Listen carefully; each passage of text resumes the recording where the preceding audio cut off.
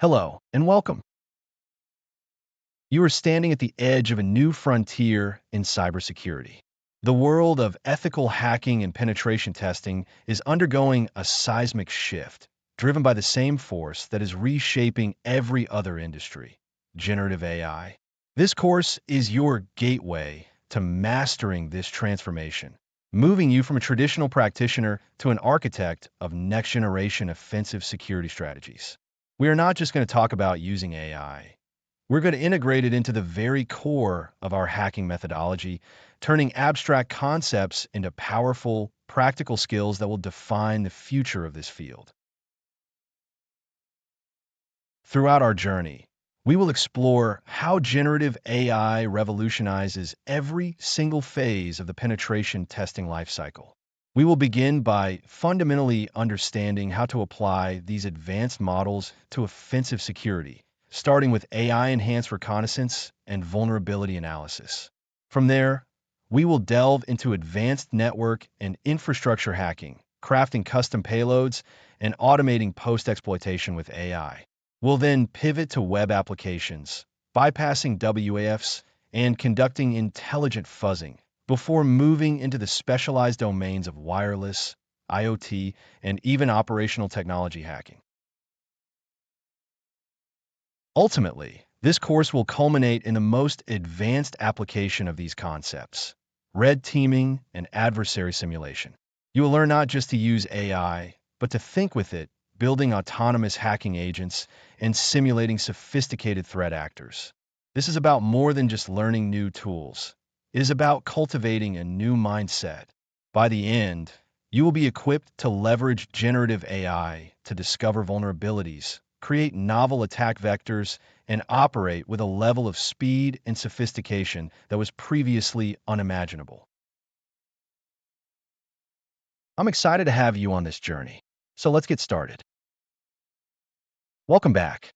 It's time to shift our perspective fundamentally, to move beyond the familiar comfort of deterministic scripts and predictable tools, and to begin exploring a new class of partner in our offensive security engagements. When we talk about generative AI, especially in the context of offensive security, what are we truly discussing? It's tempting to view it as just a more advanced form of automation, another tool in our arsenal to script away repetitive tasks. But that perspective is limiting and, frankly, misses the entire point. At its core, generative AI, and specifically the large language models, or LLMs that we'll be focusing on, represents a move from deterministic logic to probabilistic reasoning. A Python script written to scan a port is deterministic. It does exactly what you tell it, every single time, without deviation. An LLM, on the other hand, operates on patterns learned from vast datasets of text and code. It doesn't execute commands. It predicts the most likely sequence of tokens, be they words in a sentence or characters in a line of code, based on the input prompt you provide and the incomprehensibly complex model it has built internally. This probabilistic nature is the source of both its incredible power and its notable quirks, which we must learn to master. Think of it less like a loyal soldier and more like a creative, occasionally eccentric, expert consultant you can collaborate with. This is not just automation, it is augmentation on a massive scale. This paradigm shift from deterministic tools to probabilistic partners forces us to rethink our entire workflow. For years, the quality of a penetration tester was often measured by their mastery of specific tools and their ability to chain them together in clever ways. While that expertise remains valuable, the new frontier demands an additional skill: the ability to collaborate with an intelligence that doesn't think in ones and zeros, but in shades of probability. It's no longer just about knowing which command to run. It's about knowing which question to ask.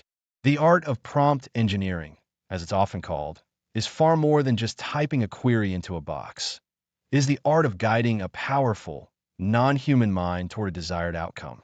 You're shaping its context, priming its reasoning, and steering its generative capabilities.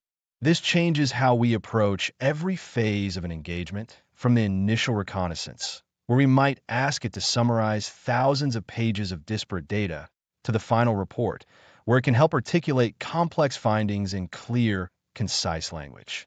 The models enhance our capabilities in data analysis, code generation, and even planning realistic attack scenarios.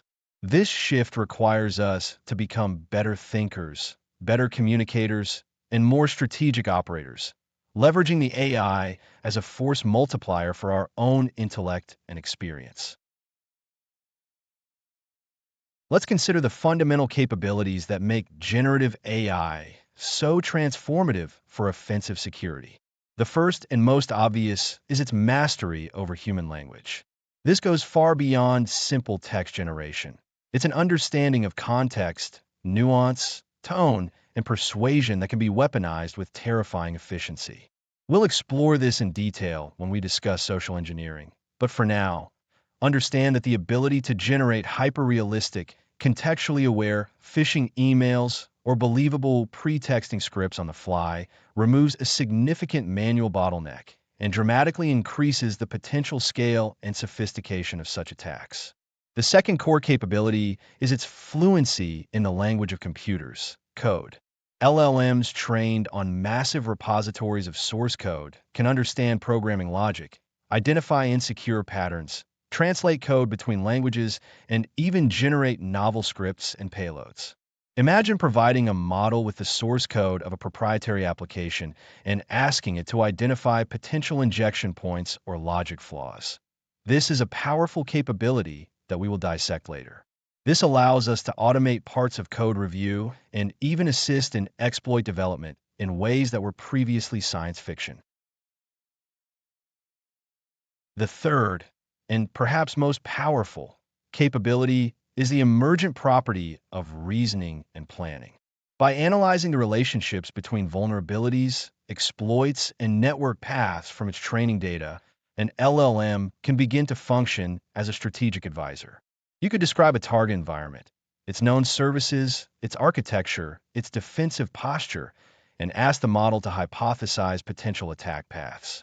It might suggest that a specific public-facing web vulnerability, if successfully exploited, could yield credentials that might then be usable against an internal administrative interface, demonstrating a chain of logic that a human analyst might take hours to piece together. This moves the AI from a simple tool operator to an active participant in the strategic planning of an engagement.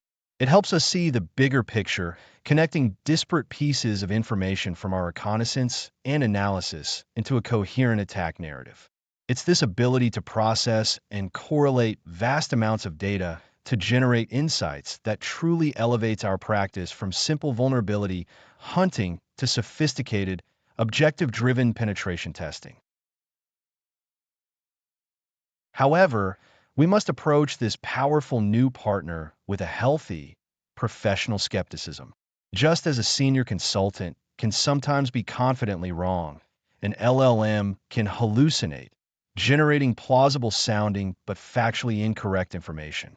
It might invent functions in a code library, reference non-existent CVs, or describe an exploit process that is fundamentally flawed. These models are also susceptible to the biases present in their training data, which can lead to skewed or stereotypical outputs. Furthermore, using public models without careful consideration can lead to serious data privacy and confidentiality breaches if you input sensitive client information. Understanding these limitations is not a reason to dismiss the technology. On the contrary, it is a prerequisite for using it effectively and professionally. The truly advanced practitioner is not the one who blindly trusts the AI's output, but the one who knows how to validate it, how to guide it away from its weaknesses, and how to integrate its strengths into a workflow that still relies on human expertise and final judgment. Over-reliance on these tools without expert human oversight is a recipe for disaster. We have a great deal to explore together, but I trust this gives you a solid foundation for what's to come. See you in the next lesson. Sources: Help, breachlock.com, hackers-arise.com, firecompass.com, computer.org, cobalt.io, Giracker AI, Coursera.org, algomox.com, Forbes.com, ResearchGate.net, TheRye.io, edx.org, ICU.com, BrillianceSecurityMagazine.com. Google Search Suggestions. Display of search suggestions is required when using grounding with Google Search. Learn more. Generative AI Fundamentals for Cybersecurity. How large language models work for offensive security. Generative AI applications in penetration testing. Limitations of generative AI in cybersecurity. Welcome back. Let's dive straight into one of the most foundational, yet profoundly transformed phases of any penetration test, reconnaissance.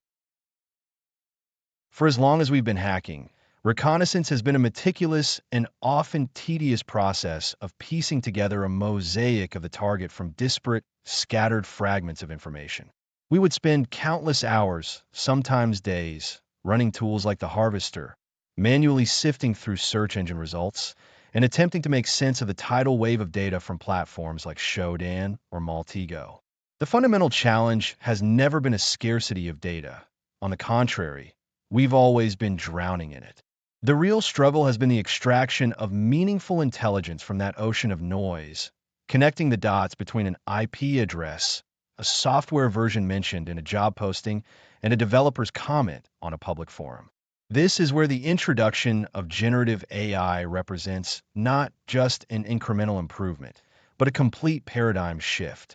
Think of GenAI not as another tool in your Ascent toolkit, but as an intelligent orchestration layer that sits above them, capable of ingesting that raw, unstructured, and voluminous data and weaving it into a coherent, actionable narrative about our target's attack surface. It's the cognitive engine we've been missing, turning data collection into true intelligence gathering. So, how we translate this conceptual shift into practical, on-the-ground advantages during engagement? Let's start with advanced information gathering.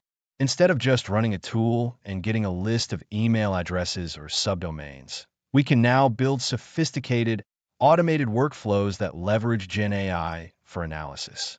Imagine a custom Python script that you write, which acts as a central aggregator.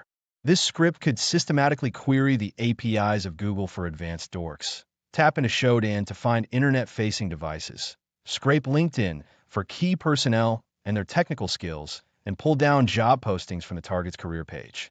Traditionally, the output would be 4 separate text files filled with messy, overlapping data.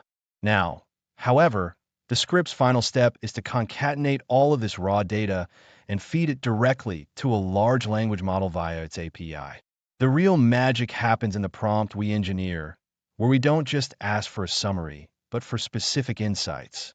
We can instruct the model, acting as a senior intelligence analyst, synthesize the following raw data from Google, Shodan, and LinkedIn to produce a report on Corporation X. Identify the primary programming languages and frameworks in use. List any mentioned third-party software or cloud providers, and highlight any potential legacy technologies that might indicate a weaker security posture. Furthermore, cross-reference the discovered employee names with known data breach corpuses to check for potential credential exposure. This transforms a simple data dump into a prioritized list of investigative leads.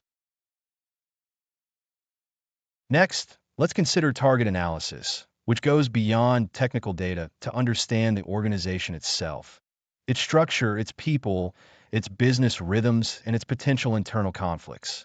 This is an area where GenAI's ability to process and comprehend vast amounts of unstructured text is nothing short of revolutionary. During a real engagement, you could gather all publicly available corporate documents, the last 3 years of annual reports, recent press releases about mergers or acquisitions, investor call transcripts, and even blog posts from the official company website. You would then feed this entire corpus of documents to a GenAI model with a carefully crafted directive. For instance, analyze the attached corporate documents, including annual reports and press releases.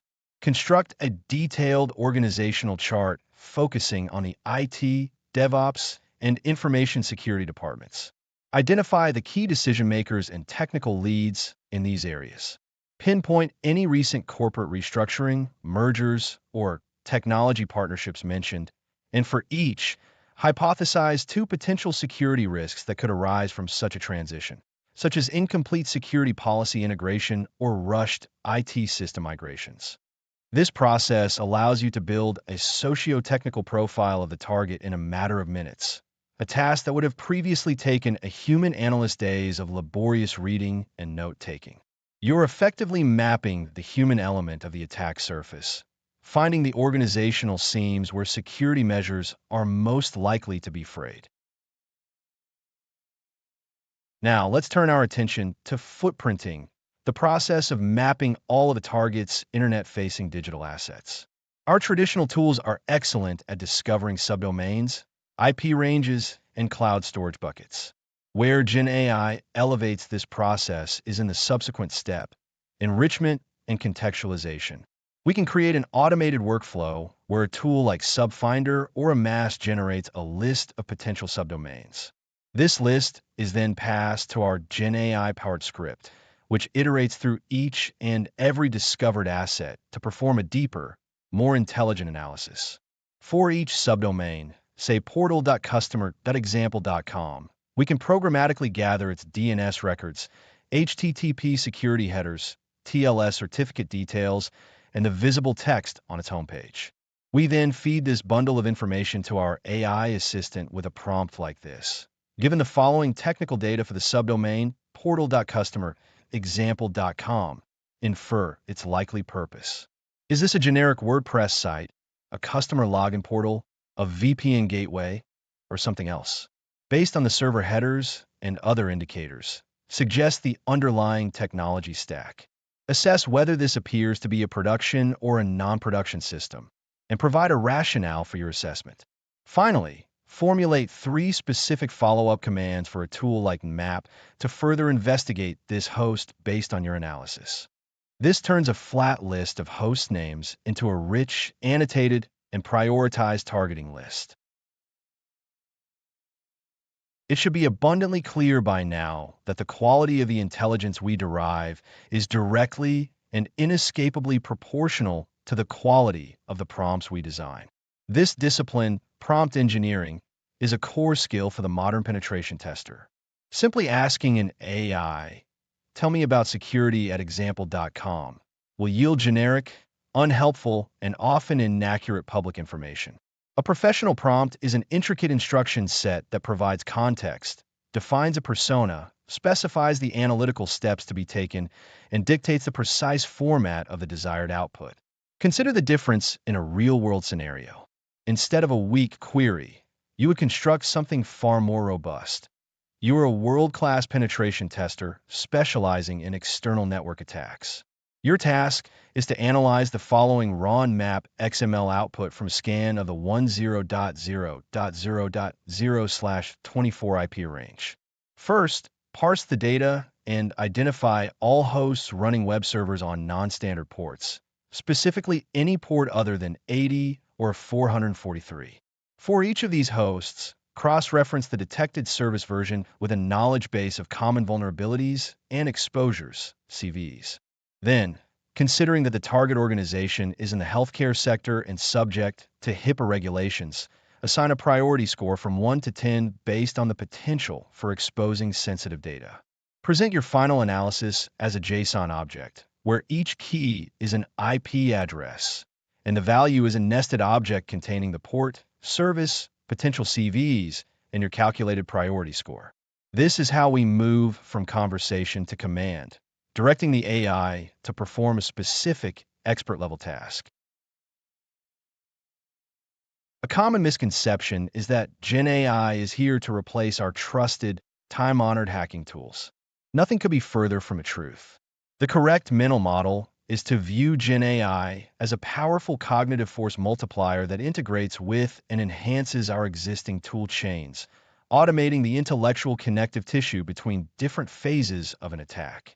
Imagine a fully automated workflow where you initiate a broad network scan with MAP, saving the output in its machine-readable XML format. A background script immediately detects this new file, parses the XML to extract every open port and service identified, and then automatically generates a tailored prompt for each finding. For a discovered host running an older version of Apache, the script would query a GenAI model asking, given that a server is running Apache version 2.4.29, what are the top 3 most critical vulnerabilities associated with this version? For each vulnerability, provide the full Metasploit module path for a corresponding exploit or scanner, and also generate a curl command that could be used to manually test for its presence. The AI's response is then parsed, and the suggested commands are presented to you, the operator, for review and execution. This seamless integration bridges the gap between discovery and exploitation analysis, dramatically accelerating the engagement's tempo and freeing you to focus on more complex, creative aspects of the test. As we embrace these powerful capabilities, it is absolutely imperative that we anchor our work in a strong ethical framework and maintain a healthy skepticism regarding the technology's limitations. As ethical hackers, we operate under strict rules of engagement, and the use of GenAI to rapidly gather and analyze information about individuals and organizations does not change our responsibilities. We must be diligent to ensure that our OSINT activities do not stray into privacy violations or the collection of data outside the explicit scope of our client agreement.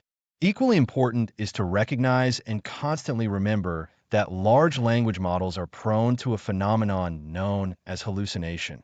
They can, and do, confidently state facts that are completely fabricated. Never, under any circumstances, should you take the output of a GenAI model as gospel. Every finding, every suggested vulnerability, every inferred relationship must be treated as a lead, not as confirmed evidence. Your role as the human expert is to independently verify every single piece of information using trusted, traditional methods before it ever becomes part of your official findings or report. The AI is your brilliant but sometimes unreliable research assistant. You are the editor-in-chief who is ultimately responsible for the final truth. Looking just beyond the immediate horizon, the evolution of this technology in our field is pointing towards the development of increasingly autonomous reconnaissance agents. We are moving from a simple, interactive question and answer model to a more delegated framework where we can task an AI with a high-level objective, and it can devise and execute a multi-step plan to achieve it. Imagine being able to give an agent a mission like this. Your objective is to perform a comprehensive reconnaissance of Corporation X. Begin by mapping their entire external digital footprint, including all subdomains, cloud assets, and code repositories. Then, analyze their technology stack and personnel to identify a primary attack vector, focusing specifically on newly acquired subsidiaries that may not have been fully integrated into the parent company's security program. You're authorized to use tools like MAP, DNS enumeration scripts, and public breach data APIs. Synthesize your findings and present a final report detailing 3 potential attack paths, ranked by likelihood of success. This is the future we are building towards, where AI handles the laborious, sprawling process of reconnaissance, allowing us, the human operators, to focus our expertise on the final stages of creative exploitation and strategic infiltration. This higher level of abstraction will be a central theme as we progress through this course. In essence, we've seen that integrating generative AI into our workflow elevates reconnaissance from a simple, manual task of data collection into a sophisticated, semi-automated process of intelligence generation, allowing us to build a deeper and more insightful picture of our target faster than ever before. I'll see you in the next lesson. Hello and welcome back. It's time to delve into one of the most time-consuming yet critical phases of any engagement, vulnerability analysis, but seen through an entirely new lens. In our previous discussions, we've explored how to gather vast amounts of information about our targets. The natural result of a successful reconnaissance and scanning phase is, quite frankly, a mountain of data. Traditionally, a penetration tester would receive the raw output from tools like MAP, Nessus, or OpenVS, and then begin the painstaking, manual process of sifting through it all. This often involves a heavy reliance on command line artistry, using tools like grep to find keywords, awk to parse specific columns, and custom Python or Bash scripts to try and bring some semblance of order to the chaos. You would spend hours, sometimes days, cross-referencing service versions against CV databases, correlating open ports with potential application weaknesses, and trying to build a mental map of the target's attack surface. While this method has served us for decades, it is fraught with challenges. It is incredibly time-consuming, prone to human error, and suffers from the cognitive limitations of a single analyst trying to juggle dozens of data points simultaneously. It's easy to miss a subtle clue or to underestimate a vulnerability's potential when you're buried in thousands of lines of terminal output, a reality that every seasoned professional has had to contend with. This is precisely where generative AI enters the picture, not as a replacement for the skilled analyst, but as an incredibly powerful cognitive assistant. Imagine having a junior penetration tester at your side, one who can read thousands of pages of scan data in seconds, has a near-perfect memory of every CV ever published, and can draw connections between disparate data points without ever getting tired or bored. That is the role GenAI can play in modern vulnerability analysis. It fundamentally shifts the analyst's role away from being a human data parser to being a strategic overseer, a validator of findings, and the ultimate decision maker. We are not outsourcing our thinking. Rather, we are outsourcing the laborious, repetitive tasks that consume our time and energy, freeing us up to focus on the more creative aspects of penetration testing, such as exploit chain development and understanding business impact. This augmentation of our own abilities allows us to be more efficient, more thorough, and ultimately, more effective in identifying and prioritizing risks for our clients. The goal isn't to press a button and receive a finished report, but to engage in a dialogue with the AI to refine our understanding of the target environment at a speed and scale that was previously unimaginable. The quality of the analysis we get from a generative AI model is directly proportional to the quality of the input we provide. The principle of garbage in, garbage out has never been more relevant. To effectively use an LLM for analyzing scan results, you must first prepare your data in a clean, structured, and machine-readable format. For instance, instead of just copying and pasting the standard terminal output from MAP, it is far more effective to use its XML output option, which is specified with the aux flag. This XML file contains a well-defined structure, clearly delineating hosts, ports, services, versions, and even script outputs, which the AI can parse with much higher accuracy. Similarly, vulnerability scanners like Nessus or OpenVS can export their findings into formats like XML or CSV, which are vastly superior to a PDF report for this purpose. Before feeding this data into your chosen AI model, it is a good practice to clean it up, removing any unnecessary noise or irrelevant sections, and perhaps even adding a small preamble that explains the format of the data. Think of it as setting the table before a meal. A little preparation goes a long way in ensuring the main course is a success. Once your data is prepared, the next critical step is crafting the prompt, which is the art and science of instructing the AI on how to perform the analysis. A vague prompt like "analyze this map scan" will yield vague and often unhelpful results. Your prompt needs to be specific, detailed, and assign a clear role to the AI. For example, you might start the prompt with a persona instruction such as, "You are a senior penetration tester with 20 years of experience in network security and vulnerability analysis." This immediately primes the model to adopt the correct context and tone. You should then provide the structured data and give it a clear, multi-step set of instructions. A good prompt might continue with, "Analyze the provided map XML output. For each host identified, create a summary table listing the IP address, open TCP and UDP ports, the service detected on each port, and the version number of that service." Following the table, provide a detailed analysis for each host, cross-referencing each discovered service and version with publicly known vulnerabilities, CVs. For each potential CV, provide its identifier, a brief summary of the vulnerability, and its CVSS version 3.1 base score. Focus only on vulnerabilities with a CVSS score of 7.0 or higher. This level of detail transforms the AI from a simple summarizer into a targeted analysis engine, guiding it to produce exactly the kind of structured output a professional would need. The true power of using AI in this phase extends beyond simply listing known vulnerabilities for specific software versions.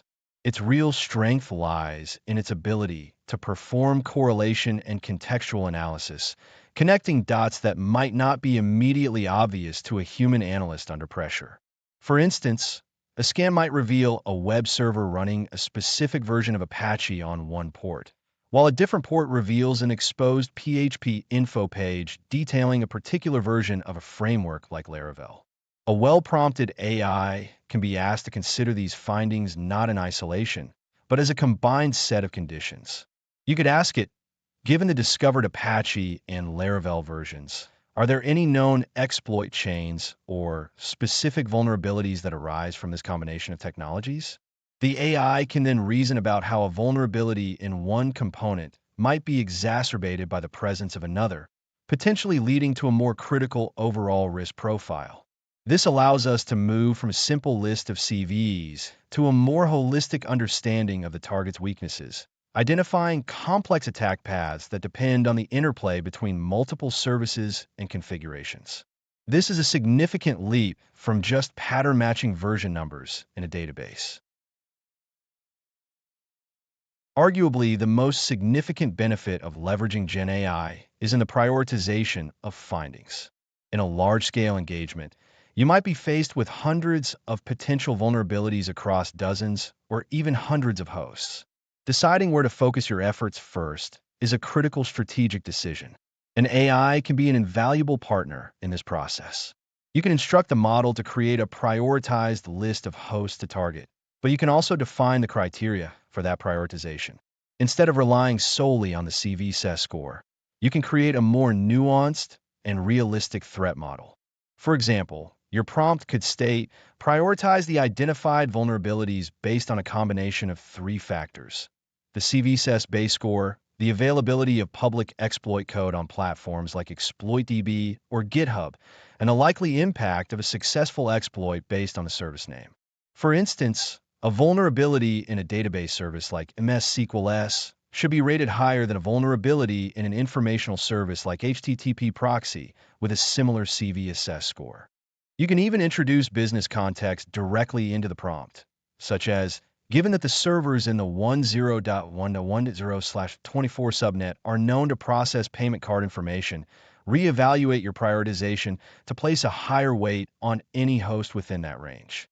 This ability to dynamically weigh multiple factors and incorporate business-specific intelligence allows you to create a far more realistic and actionable attack plan. Let's consider a concrete, albeit hypothetical, scenario to illustrate this entire workflow. Imagine our map scan has returned XML output for three critical servers. Host A is a Windows Server 2012 machine with SMBEV1 enabled. Host B is running a Linux distribution with an Apache web server that appears to be 2 years out of date. Host C is a brand new, fully patched server, but has an FTP service configured to allow anonymous read/write access. A junior analyst might see the outdated Apache on host B and immediately focus there, as web vulnerabilities are common. However, when we feed the entire XML output to our AI with a carefully crafted prompt asking for prioritization based on exploitability and impact, the result is different. The AI would correctly identify the SMBEV1 service on host A and immediately associate it with high-impact, easily exploitable vulnerabilities like MS17-010, for which numerous public exploits like Eternal Blue exist. It would flag the misconfigured FTP on host C as a serious data exfiltration and potential malware staging risk. It would note the Apache server on host B, but might rank it lower if no direct public remote code execution exploits are available for that specific version and configuration. The AI's output would be a clear, concise report stating that host A is the highest priority target due to the high probability of achieving immediate remote code execution, followed by host C due to the direct risk of data manipulation. This demonstrates how AI can cut through the noise and direct our attention to the path of least resistance and highest impact. It is imperative, however, to approach the output of any AI model with a healthy dose of professional skepticism. Generative AI, and LLMs in particular, are susceptible to a phenomenon known as hallucination, where they can generate information that is plausible sounding but factually incorrect. The AI might invent a CV number, misinterpret a service version, or confidently assert that a vulnerability exists when, in reality, the specific configuration of the target is not susceptible. Therefore, the AI's analysis should never be taken as absolute truth. It is not the final report. It is a highly detailed and well-organized first draft. Your role as the penetration tester is to take this AI-generated analysis and rigorously validate every single finding. You must use tools like Metasploit, exploit scripts, or manual testing techniques to confirm whether a suggested vulnerability is actually present and exploitable. The AI is a powerful tool for generating hypotheses and pointing you in the right direction, but the final confirmation and exploitation still rest firmly in the hands of the human expert. Never trust, always verify. I'll see you in the next lesson. Welcome back. We are about to venture into a domain that is perhaps one of the most direct applications of generative AI in penetration testing, and certainly one of the most impactful: crafting social engineering attacks. For years, social engineering has been described, quite correctly, as the art of manipulating the human element, which is often the most vulnerable part of any security posture. Traditional phishing campaigns operated on a principle of scale, much like a fisherman casting a wide net hoping to catch a few fish. These emails were often plagued by grammatical errors, awkward phrasing, and a generic quality that made them identifiable to a trained eye. Spear phishing improved on this by targeting specific individuals, but this required significant manual effort in reconnaissance and crafting a believable message, making it a costly and time-consuming endeavor for attackers and testers alike. This economic reality limited its use to high-value targets. What we are about to explore is how generative AI completely shatters this economic barrier, effectively giving a single penetration tester the capability to run a spear phishing campaign at the scale of a traditional generic phishing attack. It transforms the wide net into a swarm of individually targeted, laser-guided harpoons, and it does so with terrifying efficiency. We are moving beyond simple deception to the industrial-scale manufacturing of trust. The foundational principle that makes generative AI so potent in this context is its ability to achieve profound, context-aware personalization. When we talk about context, we are referring to something far deeper than simply inserting a target's name and company into a template. True context involves weaving a rich tapestry of information gleaned from the AI-enhanced reconnaissance we discussed previously. Imagine feeding a large language model a target's recent LinkedIn posts, their role in the company, recent news articles about their employer, their stated professional interests, and their connections. The AI can then synthesize this data to construct a narrative that is not just plausible, but deeply resonant with the target's current reality. For instance, instead of a generic invoice payment request, the AI can generate an email from a fabricated persona at a plausible vendor, referencing a specific project the target recently completed using the correct internal jargon and alluding to a shared industry conference. This level of detail was once the hallmark of only the most sophisticated state-sponsored attacks. Now, it can be automated and deployed by a tester with the right prompts and data pipeline. This leads us to the next logical consequence: the ability to scale this deep personalization. The true revolution here isn't just in creating one perfect, handcrafted email. It's in generating thousands of unique, individually tailored emails automatically. As a penetration tester, your role shifts from being a simple wordsmith to becoming an architect of an automated attack pipeline. You design the system that feeds reconnaissance data, names, roles, projects, social media activity, into a sophisticated prompt framework. The generative AI then acts as the engine, producing a unique lure for every single target. This process dramatically reduces the time and cognitive load required for a large-scale campaign, allowing a red team to simulate a widespread, advanced persistent threat with an efficiency that was previously unimaginable. It allows us to test the organization's human defenses not against a single, predictable attack vector, but against a dynamic, varied, and highly contextualized onslaught that mirrors the capabilities of modern adversaries. It's about demonstrating a new category of risk that many organizations are not yet prepared to confront. A successful social engineering attack is, at its core, a compelling story, and large language models are exceptional storytellers.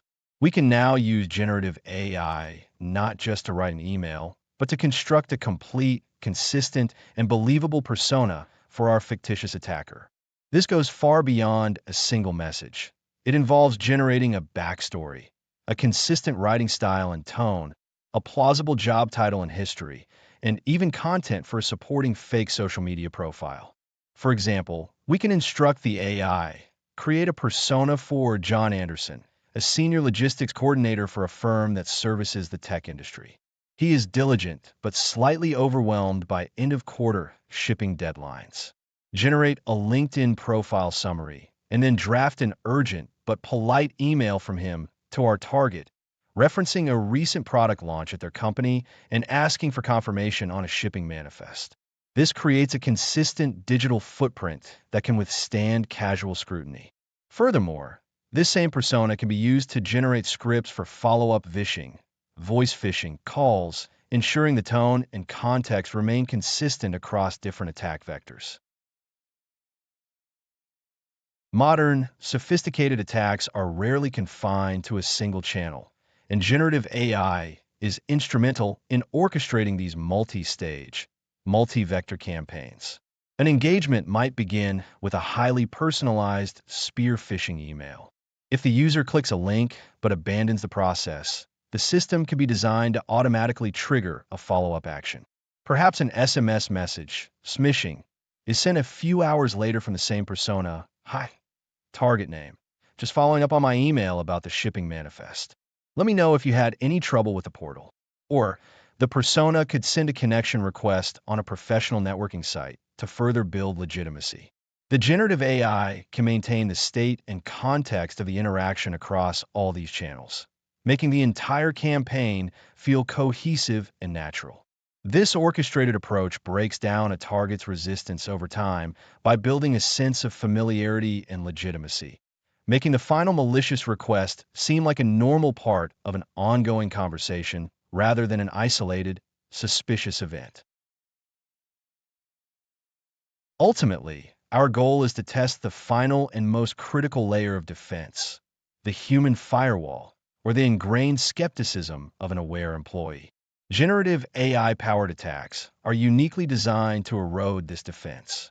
Security awareness training has traditionally taught employees to look for specific red flags: poor grammar, generic greetings, a sense of urgency from an unknown sender. However, AI-generated content can be grammatically perfect, use a natural and appropriate tone, and leverage such specific, contextually relevant information that it bypasses these learned triggers. The gut feeling, or smell test, that many people rely on to detect scams simply fails when the lure is indistinguishable from legitimate business traffic. As ethical hackers, it is our responsibility to demonstrate this heightened level of risk. We must show organizations that the nature of social engineering has fundamentally changed and that their defenses, both technical and human, must evolve to meet this new class of hyperrealistic, AI-driven threats. I will see you in the next lecture. Sources: Help, numberanalytics.com, uzakibr.com, perception-point.io, montrealethics.ai, ndss-symposium.org, talkinring.com, ibm.com, helpnetsecurity.com, proofpoint.com, ine.com, zvelo.com, kasen.org. Google Search Suggestions. Display of search suggestions is required when using grounding with Google Search. Learn more. Generative AI for social engineering campaigns. Context-aware phishing attacks using GenAI. Automating personalized phishing with large language models. Mark Seaman Writing Style Analysis. Advanced Social Engineering Techniques Penetration Testing. Welcome back. It's time to venture deeper into the network. But the old maps and compasses are no longer reliable guides in the modern, heavily monitored digital landscapes we're tasked with navigating. For years, our approach to network scanning has been fundamentally unchanged, even as the tools themselves have become more sophisticated and feature-rich. We've relied on workhorses like Map to be our eyes and ears, systematically knocking on every digital door and window to see what's open and what services answer from within. This methodology, while effective in simpler times, carries a significant and often terminal liability in a contemporary, secure environment. It is incredibly loud and predictable. Modern intrusion detection systems, or IDS, are not foolish. They have been trained for decades to recognize the very specific, machine-like cadence of a traditional network scan. The act of a single source IP addressing a multitude of ports in rapid, sequential order is a blaring alarm, a digital footprint as obvious as a boot print in fresh snow. Security appliances immediately flag this behavior, logging the event, alerting administrators, and in many cases, automatically shunning or blacklisting the offending IP address, effectively ending our reconnaissance before it has truly begun. This signature-based detection has become so commonplace that relying on a default scan is akin to announcing your intentions over a megaphone. This is where we must fundamentally shift our thinking, moving away from the brute force enumeration of the past and toward a more nuanced, intelligent, and ultimately more human-like approach to discovery. The introduction of generative AI into our toolkit allows us to transcend the limitations of scripted, predictable scanning methodologies. The objective is no longer simply to be faster or more comprehensive than the last scan, but to be quieter, more deliberate, and fundamentally different in our approach. We can leverage AI not just as a tool for automation, but as a strategic partner capable of crafting a reconnaissance plan that is adaptive and context-aware. Imagine a scan that doesn't just blast through a list of 65,535 ports, but instead possesses an understanding of the target environment's unique digital ecosystem. It's a transition from being a noisy intruder to a silent observer that learns the rhythm of the network before making its first move. This intelligence-driven process is the cornerstone of modern evasion, allowing us to operate effectively under the very noses of advanced security monitoring systems that would instantly detect and neutralize a conventional assault. The foundational principle behind this advanced technique is the AI's ability to learn what constitutes normal within a target network's traffic patterns. Before we send a single probe, our first step is to passively gather data, capturing a snapshot of the network's typical communications through packet captures, or PCAPs. We then feed this raw data into a trained AI model, which begins the meticulous process of deconstruction and analysis. The AI doesn't just see a flood of packets. It identifies the intricate dance of protocols, the common port destinations, the typical payload sizes, and, crucially, the timing and cadence of legitimate interactions. It learns that servers in this specific subnet communicate heavily on SMB, while user workstations frequently initiate HTTPS traffic to a particular internal portal and RDP sessions to a jump box. This process builds a baseline, a contextual map of normalcy that is unique to this one environment, which is a paradigm shift from the context-free scanning we're used to. Instead of blindly asking if a port is open, we are now equipped to ask how a legitimate user on this network would interact with that port and then replicate that precise behavior. Armed with this deep, contextual understanding of the target network's normal operations, the AI can then generate a truly adaptive scanning strategy that bears little resemblance to the rigid, linear scans of the past. It moves beyond a simple checklist of ports and protocols, instead formulating a dynamic plan of action designed for maximum stealth and effectiveness. Based on the baseline of normalcy, the AI will naturally prioritize probing ports and services that it has already identified as being in common use, as these are less likely to raise suspicion. More importantly, it can introduce variability and randomness into its actions, closely mimicking the unpredictable nature of human and legitimate system behavior.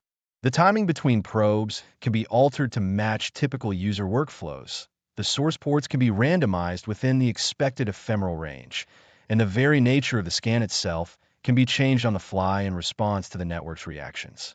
This is the generative power at play. It's not merely selecting scan type B from a predefined list, but is capable of constructing novel probe packets and sequences that are tailor-made to blend in with the existing traffic, effectively becoming part of the network's background noise.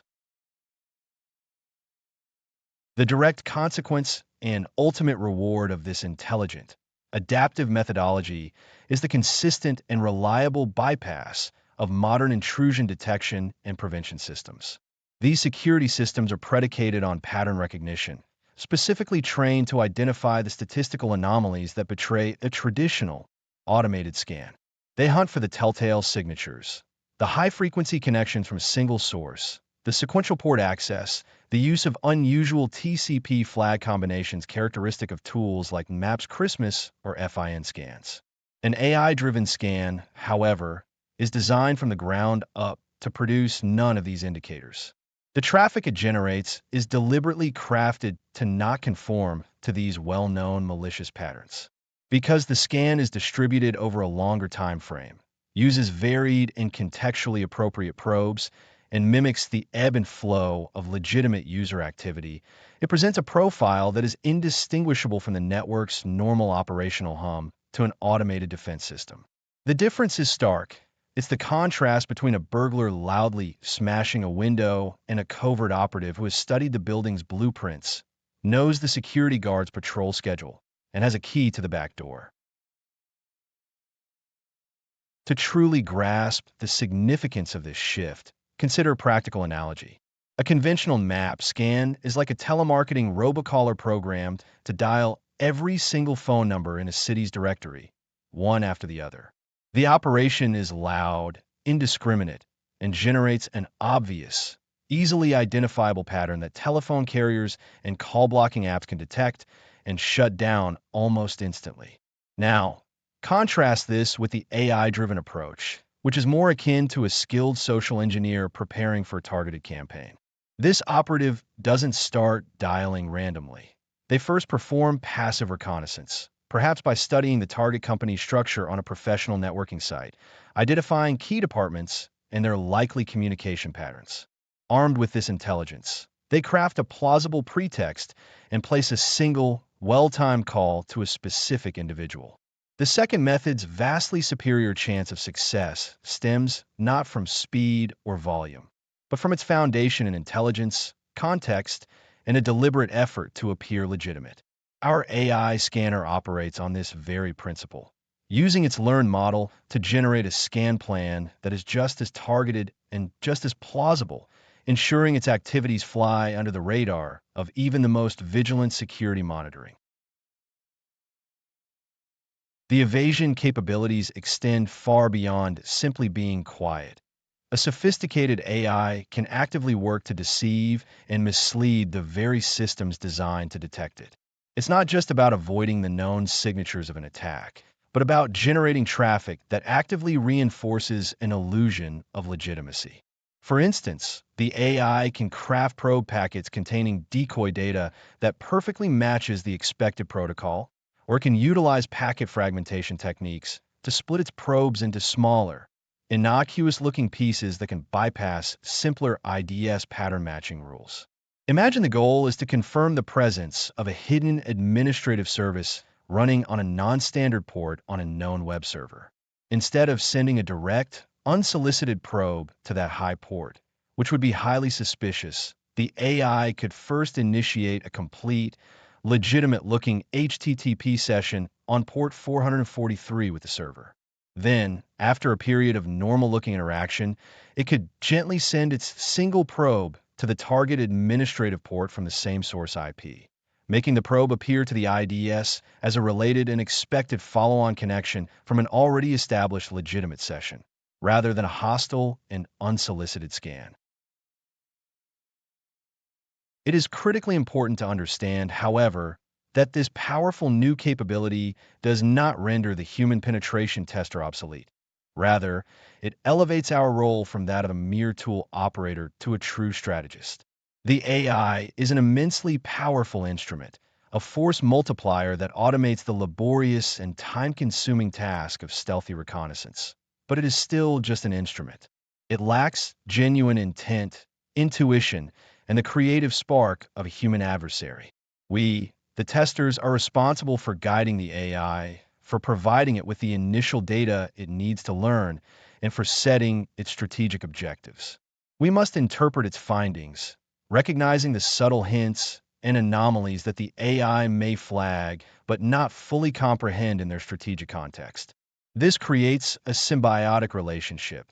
The AI executes the complex, low-level tactics of evasion and data gathering with a speed and stealth no human could ever hope to achieve manually, which in turn frees us, the human operators, to focus our cognitive energy on the higher-level strategy of the engagement, such as vulnerability chaining and exploitation planning.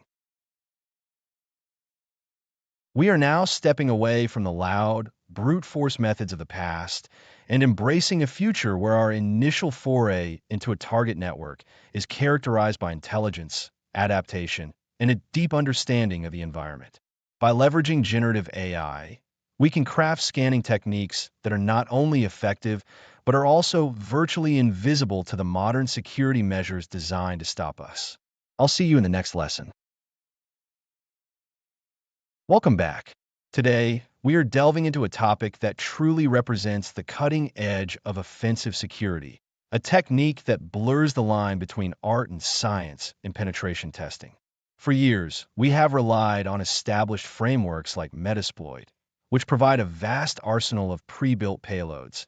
And while they have served us well, their effectiveness is waning in the face of modern, sophisticated security controls.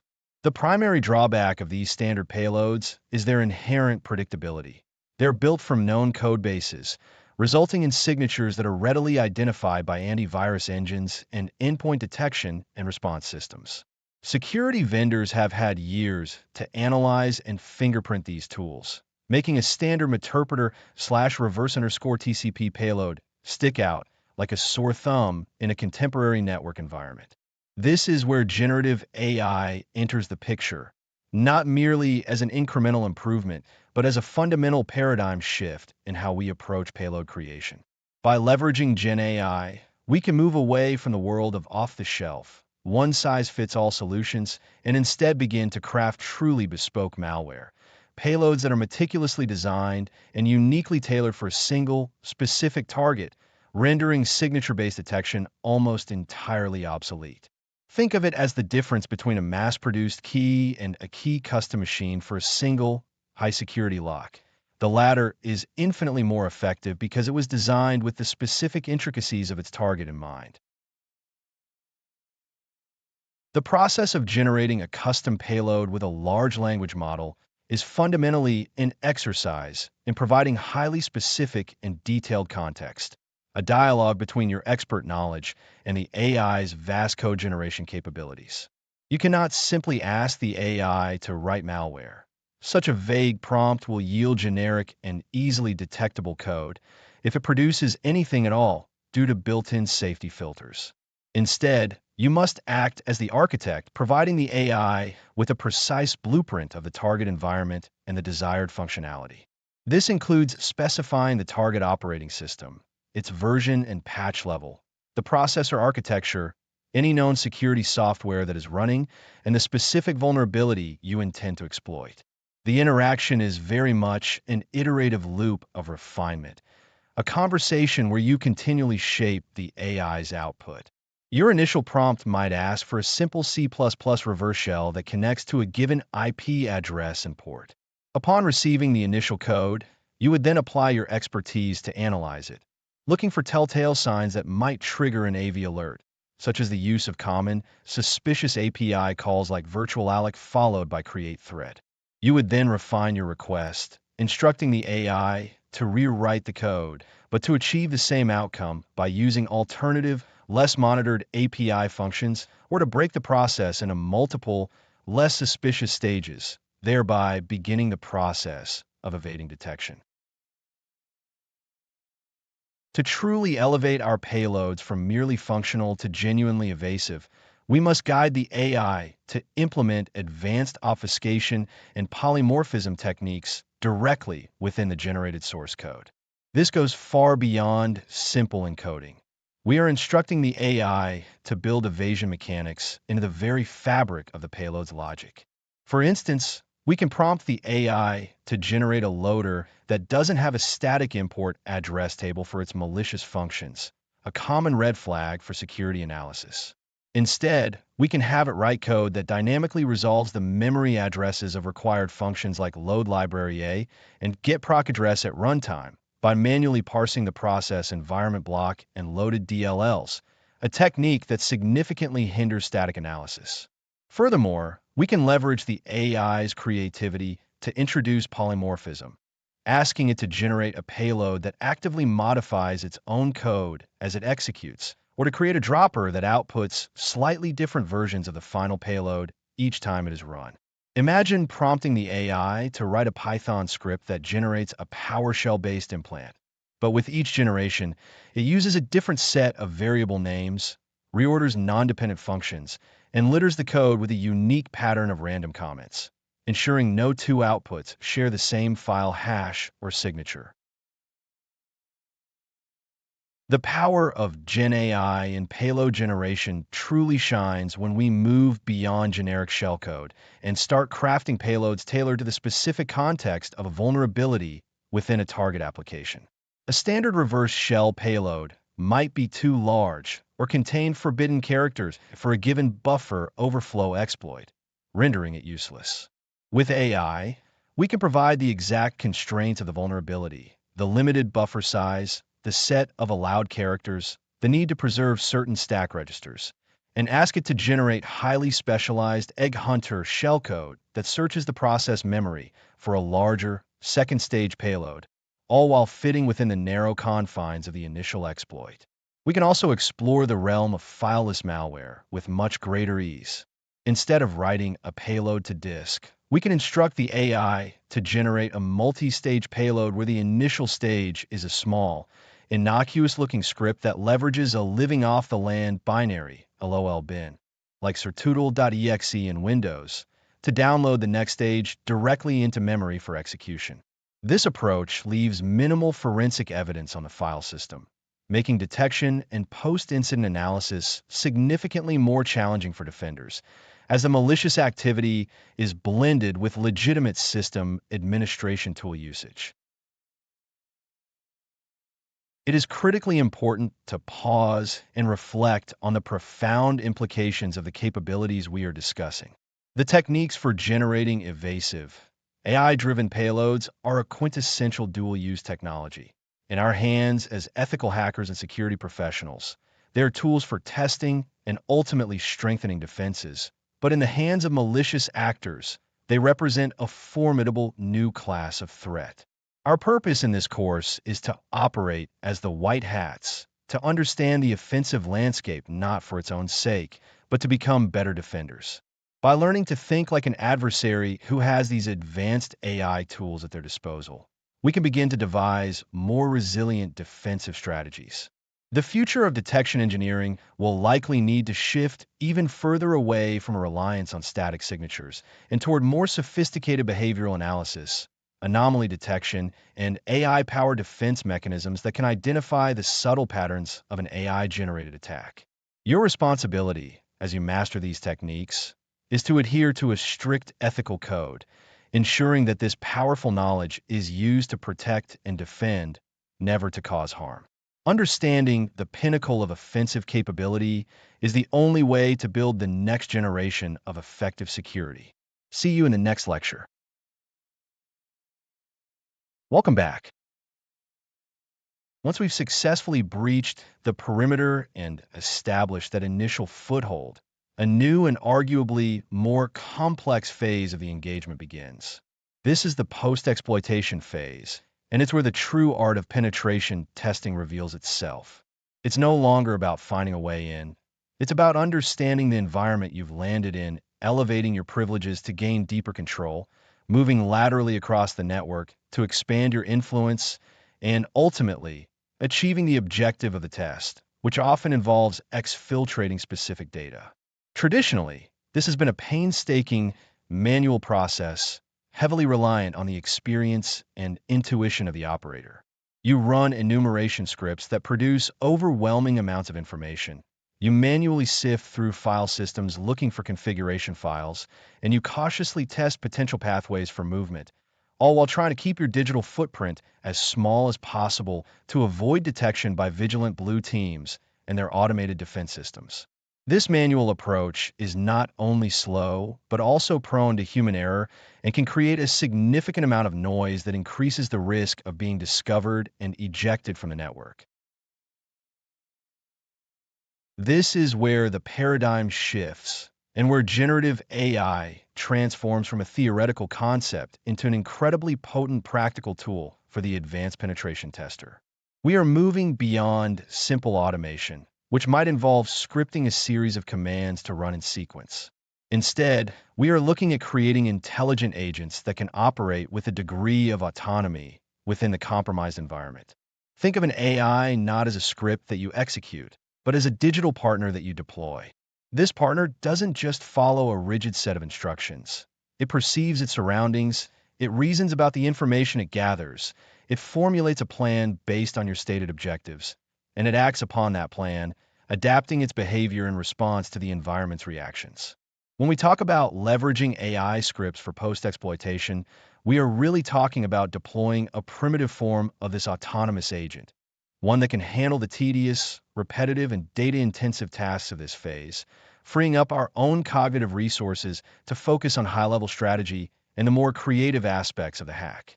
The goal is to make our operations faster, stealthier, and ultimately more effective than ever before. Let's consider the first major hurdle in post-exploitation, privilege escalation. You've landed a shell on a machine, but you're running as a low-privilege user, severely limiting what you can see and do. The manual method involves running a script like linpeas or winpeas, which will vomit a sea of colored text onto your screen, highlighting potential misconfigurations, vulnerable software versions, and insecure permissions. It's your job to read through this ocean of data, identify the promising leads, research potential exploits, and then manually attempt them one by one. An AI-driven approach completely revolutionizes this workflow.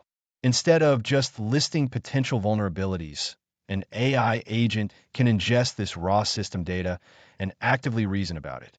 It can correlate disparate pieces of information. For example, it might identify a specific version of a web server running, cross-reference that with a known vulnerability database, and simultaneously notice that the kernel version is susceptible to an exploit that, when combined, allows for a reliable escalation path. The AI constructs the entire exploitation chain, understanding the context that a simple script cannot. It recognizes that a world-writable script being executed by a root cron job isn't just a medium finding. It's a direct path to total ownership of the box, and it will automatically craft the necessary payload to insert into that script, executing the escalation with precision. Furthermore, This AI-driven process is not a one-shot attempt. A truly intelligent agent can incorporate a learning mechanism into its privilege escalation attempts. If it tries a specific kernel exploit and the system crashes or the exploit fails without a clear reason, it doesn't just stop. It logs the failure, analyzes the system's response leading up to the failure, and adjusts its strategy accordingly. Perhaps it will then classify that exploit path as unstable for this specific system configuration and pivot to a different, albeit slower, method. It could, for instance, begin passively monitoring system processes, waiting for a privileged service to handle a file in a location it can write to, enabling a more subtle form of escalation. This ability to dynamically trade off between speed and stealth, or between aggressive and passive techniques, is a game changer. The AI can be programmed with the engagement's rules of engagement, ensuring it doesn't deploy a noisy, system-destabilizing kernel exploit when the client has specified need for utmost discretion. It operates like a seasoned professional, weighing the risks and rewards of each potential action based on the overarching goals of the mission. Once you have achieved root or system-level privileges on that initial machine, the job is far from over. The scope of a typical penetration test almost always involves assessing the security of the entire network, not just a single host. This brings us to the challenge of lateral movement, the process of pivoting from the first compromised system to other machines on the network. The traditional approach is loud and often follows a predictable pattern. An attacker runs a broad map scan of the local subnet to find other live hosts, then uses tools like Mimikatz to dump credentials from the first machine, and finally, sprays those credentials across the discovered hosts using protocols like SMB or SSH, hoping for a successful login. While effective, this sequence of events creates a flurry of network traffic and system logs that are a dead giveaway for any competent security monitoring solution. It's the equivalent of a burglar breaking into a house and then immediately turning on all the lights and running through every room shouting.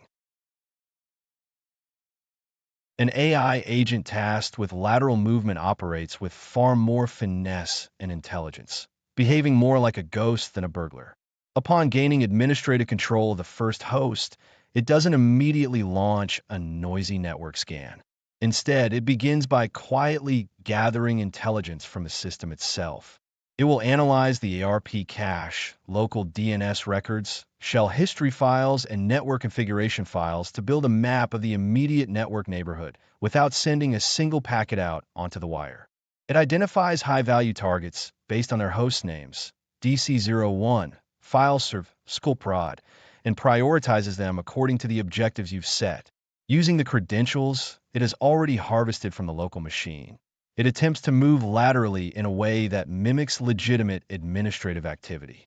It might use native Windows tools like WinRM or PowerShell remoting instead of PSExec, as this type of traffic is far less likely to be flagged as malicious. If it detects it has landed within a Windows Active Directory environment, it will automatically shift its strategy to leverage AD-specific enumeration and attack techniques, seamlessly blending its operations with a normal hum of network administration. The true sophistication of an AI in lateral movement lies in its ability to understand and blend in with the rhythm of the target network. It doesn't just act, it observes first. The agent can monitor network traffic patterns over a period of time to establish a baseline of what constitutes normal activity. What time do administrators typically log in? Are there regular maintenance windows where unusual remote access is common? The AI can then schedule its own lateral movement activities to coincide with these periods, effectively hiding in plain sight. It wouldn't attempt a large-scale file transfer at 3 a.m. if all other legitimate traffic happens during business hours. This concept, known as adversary simulation, is elevated by AI from a manually intensive planning exercise to a dynamic, automated capability.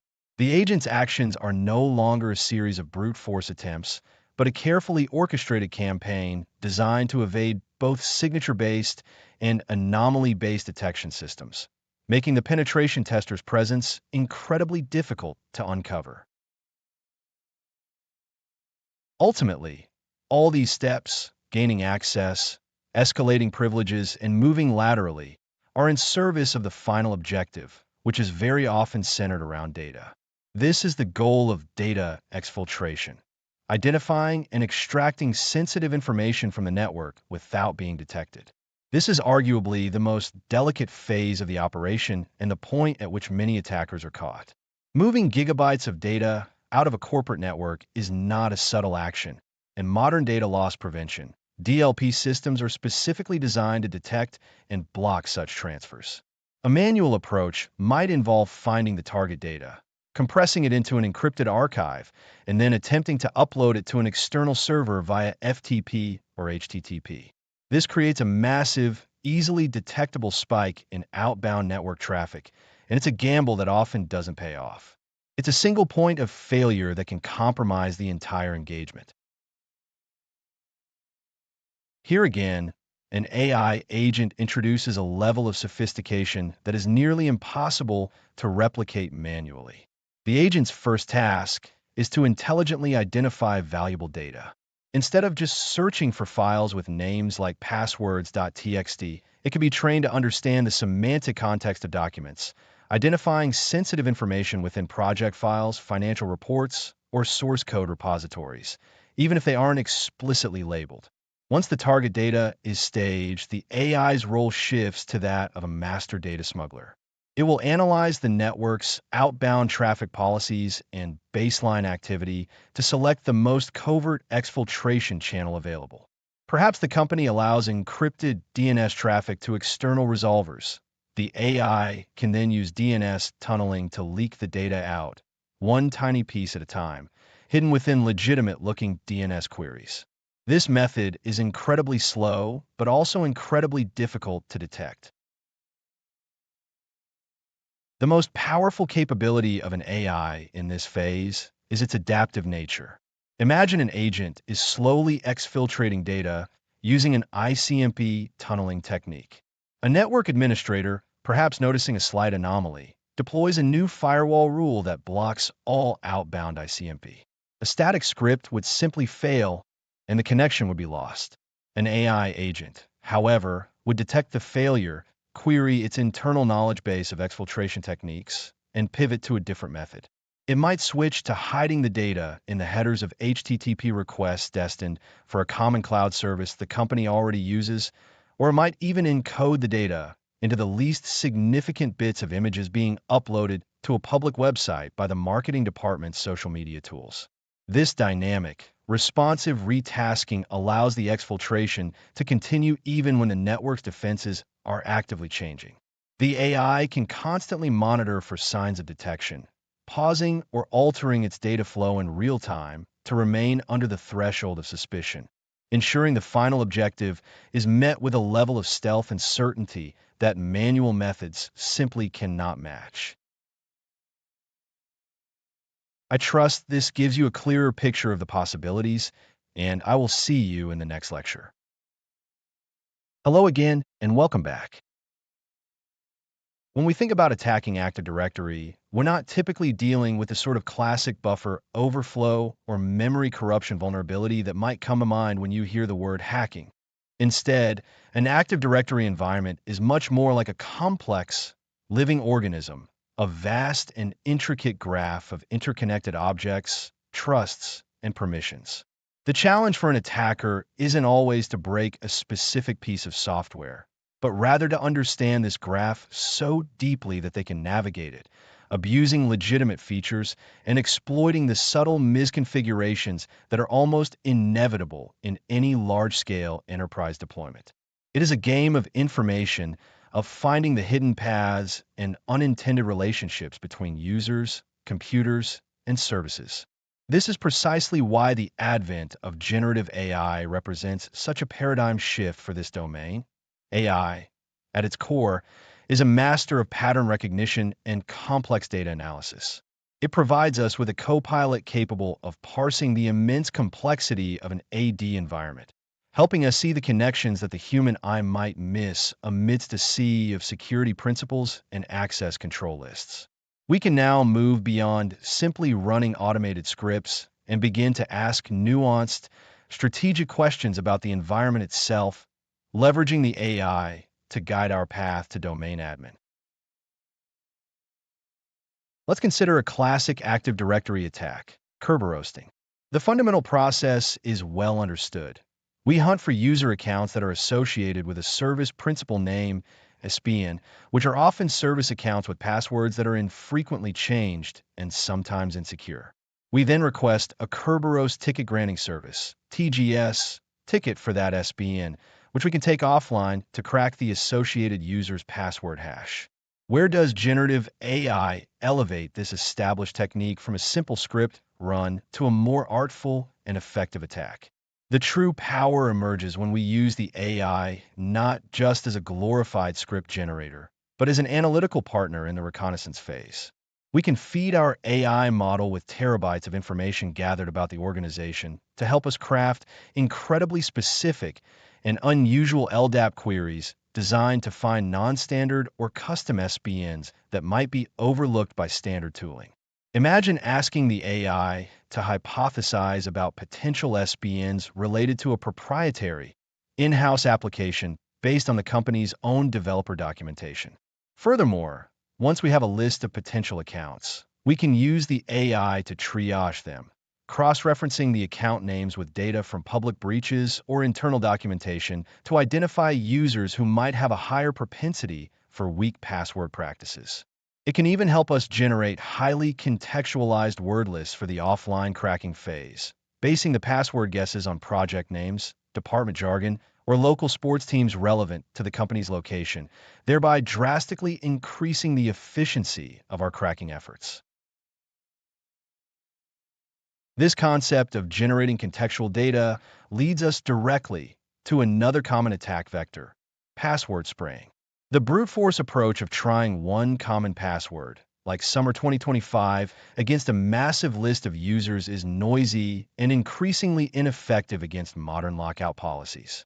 A more refined method involves using open-source intelligence to guess passwords, but even this can be a manual and time-consuming process of trial and error. With generative AI, we can automate and enhance this intelligence gathering to a frightening degree of effectiveness. You can feed a large language model with the target company's annual reports, the entire text from their public-facing website, marketing materials, and even scraped LinkedIn profiles of key employees. From this corpus of data, you can then ask the AI to act as an intelligence analyst and generate a small, highly probable list of password patterns and specific passwords. The AI isn't just looking for keywords. It's understanding the semantics and context of the organization. It might identify a new major project codenamed Project Odyssey and suggest password variations like Odyssey 2025 or P at Sword Odyssey. It can analyze the locations of major offices to incorporate local sports teams or landmarks into the password list, creating a spraying list that is not only far more likely to succeed, but also significantly smaller and quieter, reducing the risk of triggering account lockouts or detection by the blue team. Perhaps the most significant tool in the modern Active Directory pentesters arsenal is Bloodhound, which uses graph theory to visualize and identify attack paths within an AD environment. However, anyone who has used it against a large, mature domain knows that the output can be overwhelming, presenting a tangled web of relationships that is difficult to parse manually. You might find dozens of potential paths to domain admin, but which one is the quietest, the fastest, or the least likely to be monitored? This is where a GenAI copilot becomes an invaluable asset. By exporting the raw node and edge data from Bloodhound, essentially a text-based representation of the AD graph, we can provide it as context to a capable AI model. We can then move from manually clicking through the graph to having a natural language conversation about the attack paths. Imagine asking, show me the 3 shortest paths from my current compromised user in the sales organizational unit to the domain admins group, but exclude any path that relies on Kerberoasting an account that is a member of the Tier 0 admins group. Or summarize all abusable permissions on the CO_workstation computer object prioritize them by the privilege level of the abusable principal, and provide the power view command to exploit each one. This transforms the task from one of laborious manual analysis into a dynamic, interactive investigation, dramatically accelerating the process of identifying and validating complex, multi-step attack chains that might otherwise have gone unnoticed. Once we've established that initial foothold and identified a path, our focus shifts to execution, often relying on PowerShell for enumeration, privilege escalation, and lateral movement. The problem, of course, is that the very tools that make our lives easier, like PowerView or Invoke Mimikatz, are heavily fingerprinted by every reputable antivirus and EDR solution on the market. Simple obfuscation techniques like base64 encoding or string replacement are no longer sufficient. This is where we can leverage GenAI for advanced code polymorphism. We can provide a well-known malicious PowerShell script to the AI and task it with not just obfuscating, but completely rewriting it to be semantically different yet functionally identical. We can instruct the model to rewrite this Mimikatz invocation script, but replace all variable and function names with terms related to financial auditing, break the core logic into at least 5 smaller, seemingly unrelated functions, and intersperse the code with random length sleep commands and calls to benign Windows API functions to disrupt heuristic analysis. The result is a unique, one-of-a-kind payload that has never been seen before and will therefore bypass signature-based defenses. We can even have the AI introduce subtle bugs that only manifest on certain system configurations, further complicating reverse engineering efforts by security analysts. The true complexity and vulnerability of Active Directory often lie within its governance structures, specifically the tangled web of group policy objects, GPOs, and access control lists, ACLs. These are the rules that dictate who can do what to whom within the domain, and a single misconfiguration can unravel the entire security posture. Manually auditing these settings is a Herculean task, involving sifting through thousands of lines of configuration data to find that one exploitable flaw. Again, we can offload this cognitive burden to a generative AI. By dumping the full GPO and ACL reports from a tool like Group3R or the built-in Windows utilities into a text format, we create a knowledge base for our AI analyst. We can then pose highly specific, logic-based questions that would be incredibly tedious to answer by hand. For example, analyze this GPO report and identify any policy that applies to the workstation's OU that also modifies local administrator rights, and cross-reference that with the ACL report to see if any user outside of the IT admins group has write access to that GPO. Or, more simply, find any instance in this ACL dump where the authenticated users group has generic all or generic write permissions on an object owned by a member of domain admins. The AI excels at this kind of structured data parsing and logical inference, acting as a tireless auditor that can spot the subtle yet critical policy flaws that pave the road to compromise. As we master these techniques, using AI to enhance our reconnaissance, generate contextual payloads, analyze complex graphs, and audit labyrinthine policies, we are laying the groundwork for the next frontier in offensive security. While later in this course we will delve much deeper into building fully autonomous agents, it's important to see how these AD-specific applications are the foundational building blocks for that future. Imagine fine-tuning a specialized AI model on a massive dataset comprised of successful Active Directory penetration tests, feeding it countless examples of bloodhound graphs, successful lateral movement sequences, and the corresponding command line histories. Such a model could theoretically operate at a higher level of abstraction. Given a foothold on a machine and a goal, such as achieve persistence on a domain controller, it could analyze its current state, query the AD environment, and then not just suggest, but autonomously execute the next optimal step in the attack chain. It would learn from experience which techniques are loud and which are quiet in different environments, dynamically adapting its strategy based on the observed defenses. This is the direction we are headed, moving from using AI as a co-pilot to deploying it as a fully autonomous red team operator, and the skills you're learning now are the essential first step on that journey. See you in the next lesson. Welcome back to the course. We are now moving into the domain of web applications, where the attack surface is vast and the vulnerabilities can be incredibly subtle, often hiding in plain sight within complex business logic. For years, the task of hunting for web vulnerabilities has been dominated by automated scanners, tools that diligently crawl an application and throw a battery of predefined tests against every parameter they find. While these tools have their place, their fundamental limitation is a profound lack of understanding. They are essentially sophisticated pattern matchers, blindly searching for signatures of known vulnerabilities without any real comprehension of the application's context or purpose. This approach inevitably leads to a deluge of false positives, which demand countless hours of manual verification, and more dangerously, a plethora of false negatives where intricate, context-dependent flaws are missed entirely. Modern web applications, with their complex JavaScript frameworks and intricate backend logic, are specifically designed in ways that often render these traditional scanning techniques ineffective.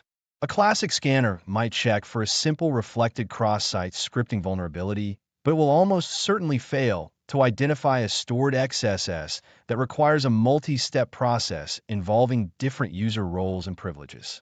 The reality is that these scanners operate on a superficial level, unable to reason about the flow of data or the intended behavior of the application, forcing the penetration tester to sift through noise rather than focusing on genuine threats.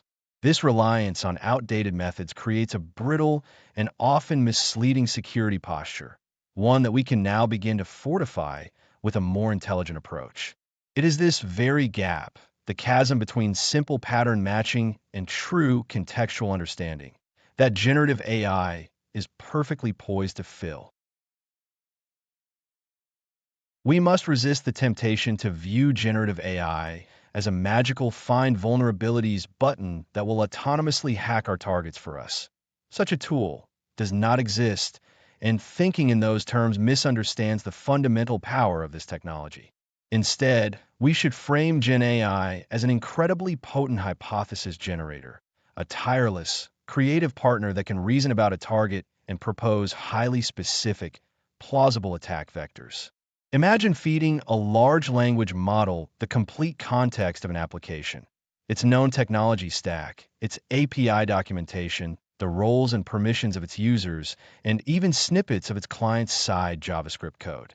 By providing this rich, contextual data, we are no longer asking a dumb scanner to look for a generic SQL injection payload. We are asking a reasoning engine to act like a seasoned security researcher. The AI can analyze this information and generate hypotheses that are deeply tailored to the specific application, such as given that this endpoint processes user-supplied sorting parameters and interacts with a PostgreSQL database. A time-based blind SQL injection payload targeting the PG_sleep function might be effective if we structure it in this specific way. This is a level of preliminary analysis that would take a human researcher significant time to perform, and it allows us to bypass the noisy, brute force phase of testing and jump straight to validating highly probable vulnerabilities. It transforms the initial stage of a web assessment from a blind search into a guided, intelligence-driven investigation. Let's consider the classic case of SQL injection, a vulnerability that continues to plague applications despite decades of awareness. A traditional scanner might try the canonical or 1=1 payload and a few dozen variations, and if those fail, it moves on. An AI-powered approach, however, allows for a far more nuanced and effective attack strategy. We can, for instance, present a GenAI model with a verbose error message returned by the application, a clue that developers often inadvertently leave behind. The AI can dissect this error, identify the type and version of the backend database, and even infer the structure of the SQL query that failed, enabling it to craft a precise payload that exploits that exact query structure. This moves us far beyond generic attacks into the realm of bespoke exploitation. Furthermore, This approach excels at uncovering more insidious forms of SQL injection, such as second-order injections where malicious input is stored innocuously in the database and is only executed later when another function retrieves and processes the tainted data. By understanding the application's overall workflow, an AI can hypothesize these complex data flows and suggest inputs that will trigger the vulnerability 2 or 3 steps down the line, a feat that is nearly impossible for a conventional scanner to achieve. It can also assist in the painstaking process of blind SQL injection, generating the complex series of Boolean or time-based queries required to exfiltrate data one bit at a time, automating one of the most tedious tasks in web penetration testing.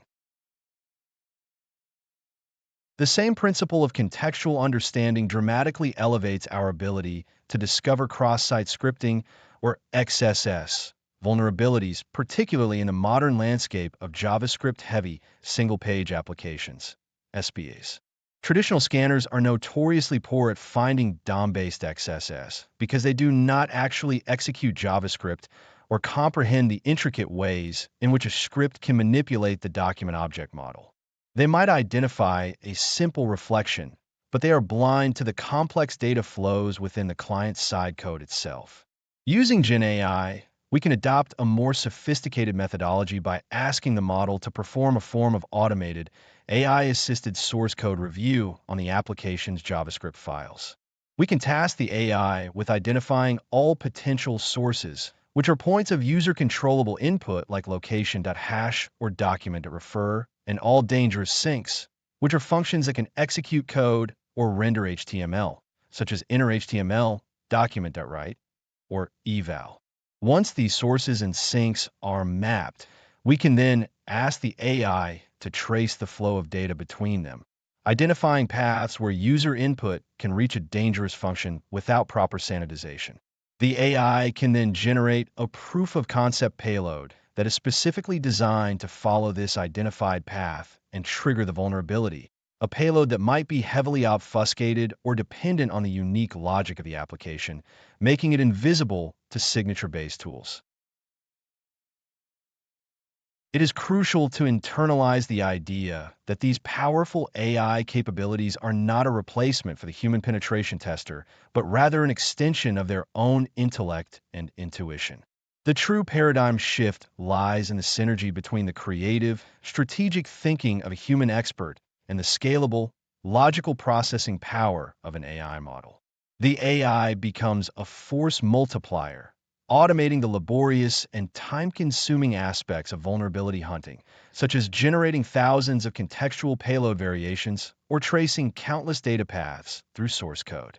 This frees up the human tester to focus on the elements that still require uniquely human intelligence. Understanding the subtle nuances of business logic, chaining together low-impact vulnerabilities to create a critical risk exploit chain, and ultimately, assessing the true business impact of a security flaw. The AI can surface anomalies, point out correlations, and suggest attack vectors that a human might overlook in a sea of data. But it is the human who must validate these findings, discard the inevitable hallucinations, and weave them into a coherent narrative of risk. The art of penetration testing is not being automated away. It is evolving into a more advanced form, where the practitioner's primary skill is no longer just finding flaws, but effectively wielding these intelligent tools to find them faster, deeper, and more reliably than ever before.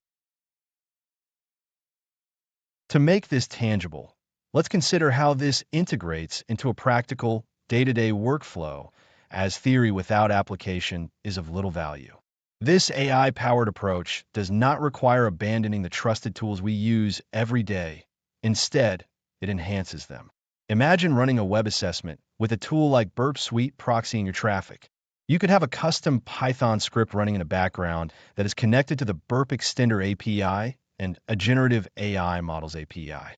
For every new, interesting endpoint that flows through your proxy, this script could automatically package the full HTTP request and response, along with any relevant client-side JavaScript files, and send it to the AI model.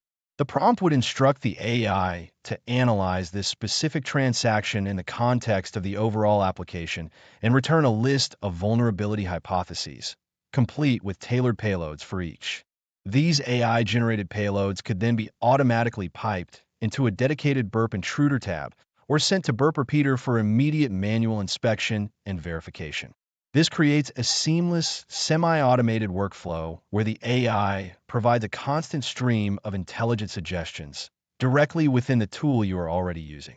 However, we must always proceed with a healthy dose of professional skepticism, meticulously validating every single suggestion the AI makes, as these models are prone to hallucination and can generate payloads that are syntactically plausible but logically inert.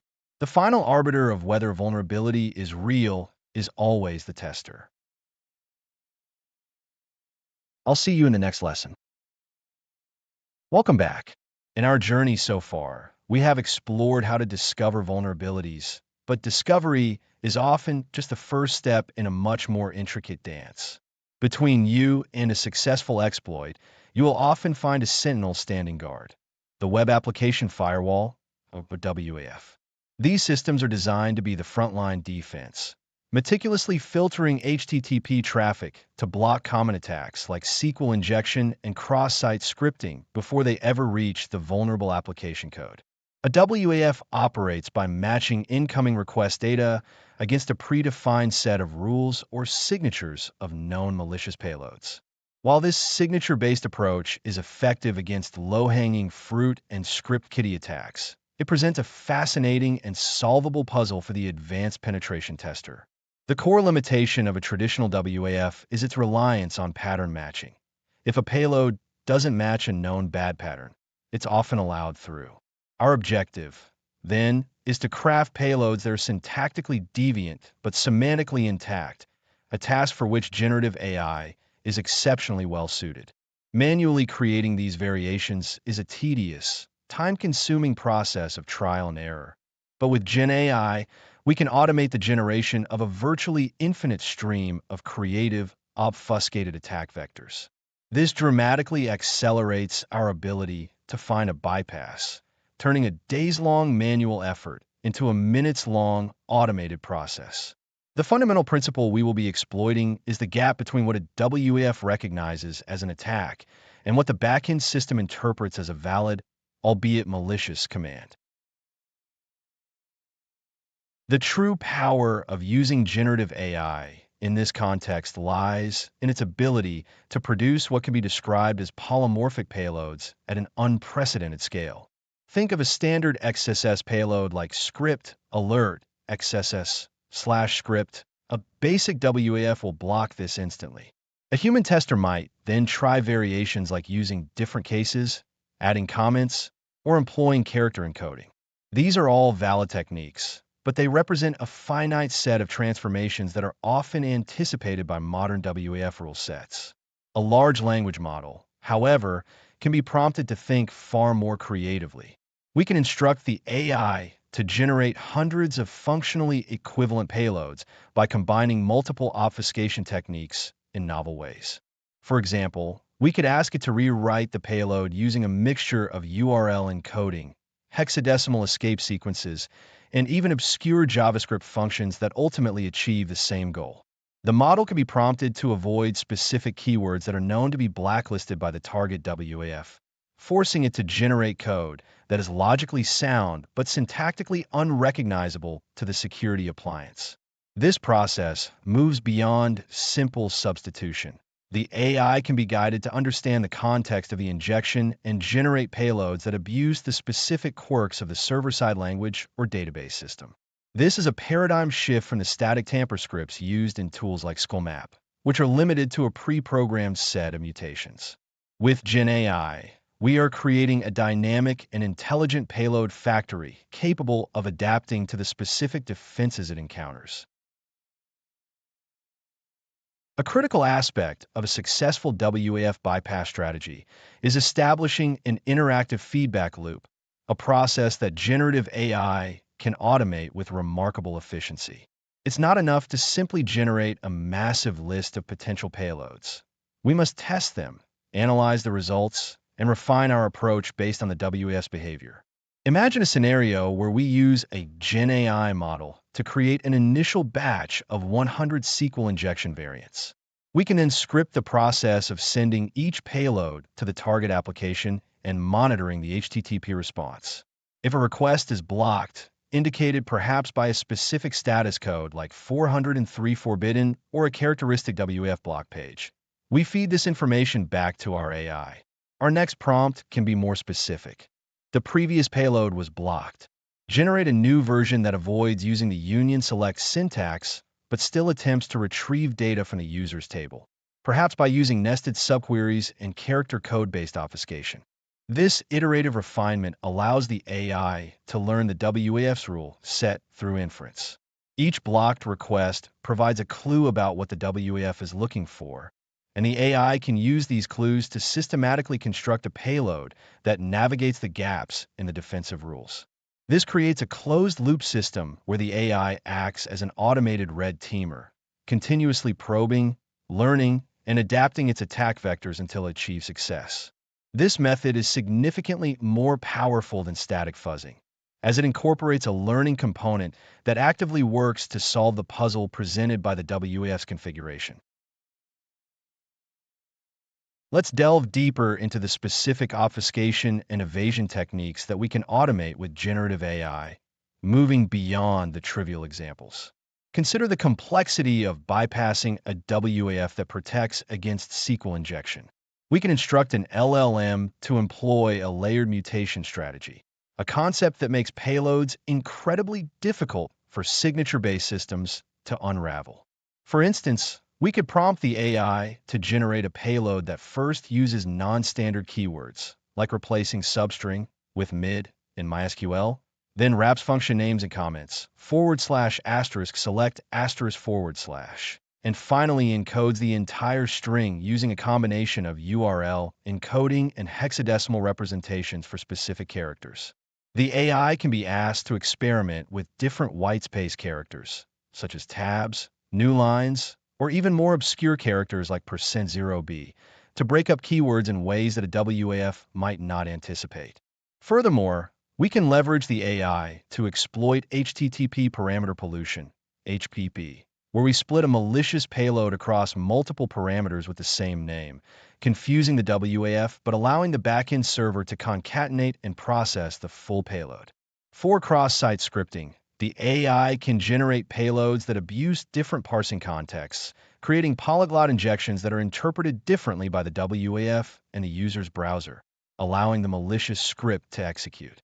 The key is that the AI isn't just randomly applying these techniques. We can guide it to generate a strategic sequence of obfuscations designed to methodically dismantle the WAF defenses layer by layer. The implications of this approach extend beyond just crafting payloads for known injection points. We can also use generative AI to probe a WAF's logic and discover its hidden rules and thresholds. By instructing the AI to generate a series of gradually more aggressive or complex requests, we can pinpoint exactly what triggers a block. For example, we could start by sending benign requests, then slowly introduce SQL keywords, special characters, and functions one by one, all generated and managed by the AI. By carefully analyzing the responses to this intelligent, AI-driven reconnaissance, we can build a detailed profile of the WAF's personality, what it tolerates, what it inspects, and what it instantly rejects. This reconnaissance phase is crucial for highly secure targets. Once we have a map of the WAF sensitivities, we can provide this map to the AI as part of its context and instruct it to generate attack vectors that are precisely tailored to navigate these specific constraints. This turns the WAF's own logic against it, transforming it from a barrier into a guide that shows us the path to a successful compromise. The ability to automate not just payload generation, but also the strategic reconnaissance of the defense system itself represents the pinnacle of AI-assisted penetration testing. I will see you in the next lesson. Sources: Help, redshield.co, bugbase.ai, mdpi.com, preprints.org, winder.ai, arcs4.org, google.com. OWASP.org, Medium.com, Google Search Suggestions. Display of search suggestions is required when using grounding with Google Search. Learn more. Generative AI for WF bypass technique. How generative AI can create obfuscated attack vectors. Using LLMs for web application firewall evasion. Advanced obfuscation techniques for SQL injection and XSS to bypass WAFs. Automating WAF rule discovery with AI. Welcome back. Let's delve deeper into the fascinating intersection of artificial intelligence and offensive security. Fuzzing, as a concept, has been a cornerstone of vulnerability discovery for many years, and for good reason. At its core, it is the art of throwing a massive volume of unexpected, malformed, or random data at an application's inputs to see what breaks. Think of it as a form of automated, brute force quality assurance, relentlessly probing for those fragile points in the code that weren't anticipated by the developers. Traditional fuzzers, such as American Fuzzy Lop or Radamsa, are incredibly powerful but often operate with a certain lack of intelligence. They are masters of mutation and random generation, but they don't inherently understand a language the application speaks. They might change a byte here or a bit there, hoping to stumble upon a magic sequence that triggers a crash. This process can be time-consuming and inefficient, often spending countless CPU cycles generating inputs that are immediately rejected by the target application's initial parsing logic, never reaching the deeper, more complex code paths where subtle vulnerabilities often hide. It's akin to trying to find a specific key to a lock by randomly filing down millions of blank keys, rather than by first studying the lock's design. While this can and does work, the efficiency can be dramatically improved if we can inject some genuine understanding into the process of generating those test cases. This is precisely where generative AI transforms a somewhat blunt instrument into a finely honed surgical tool, introducing the concept of intelligent fuzzing. Instead of mindlessly scrambling data, a GenAI model can be taught the fundamental rules and structure of the data that an application expects to receive.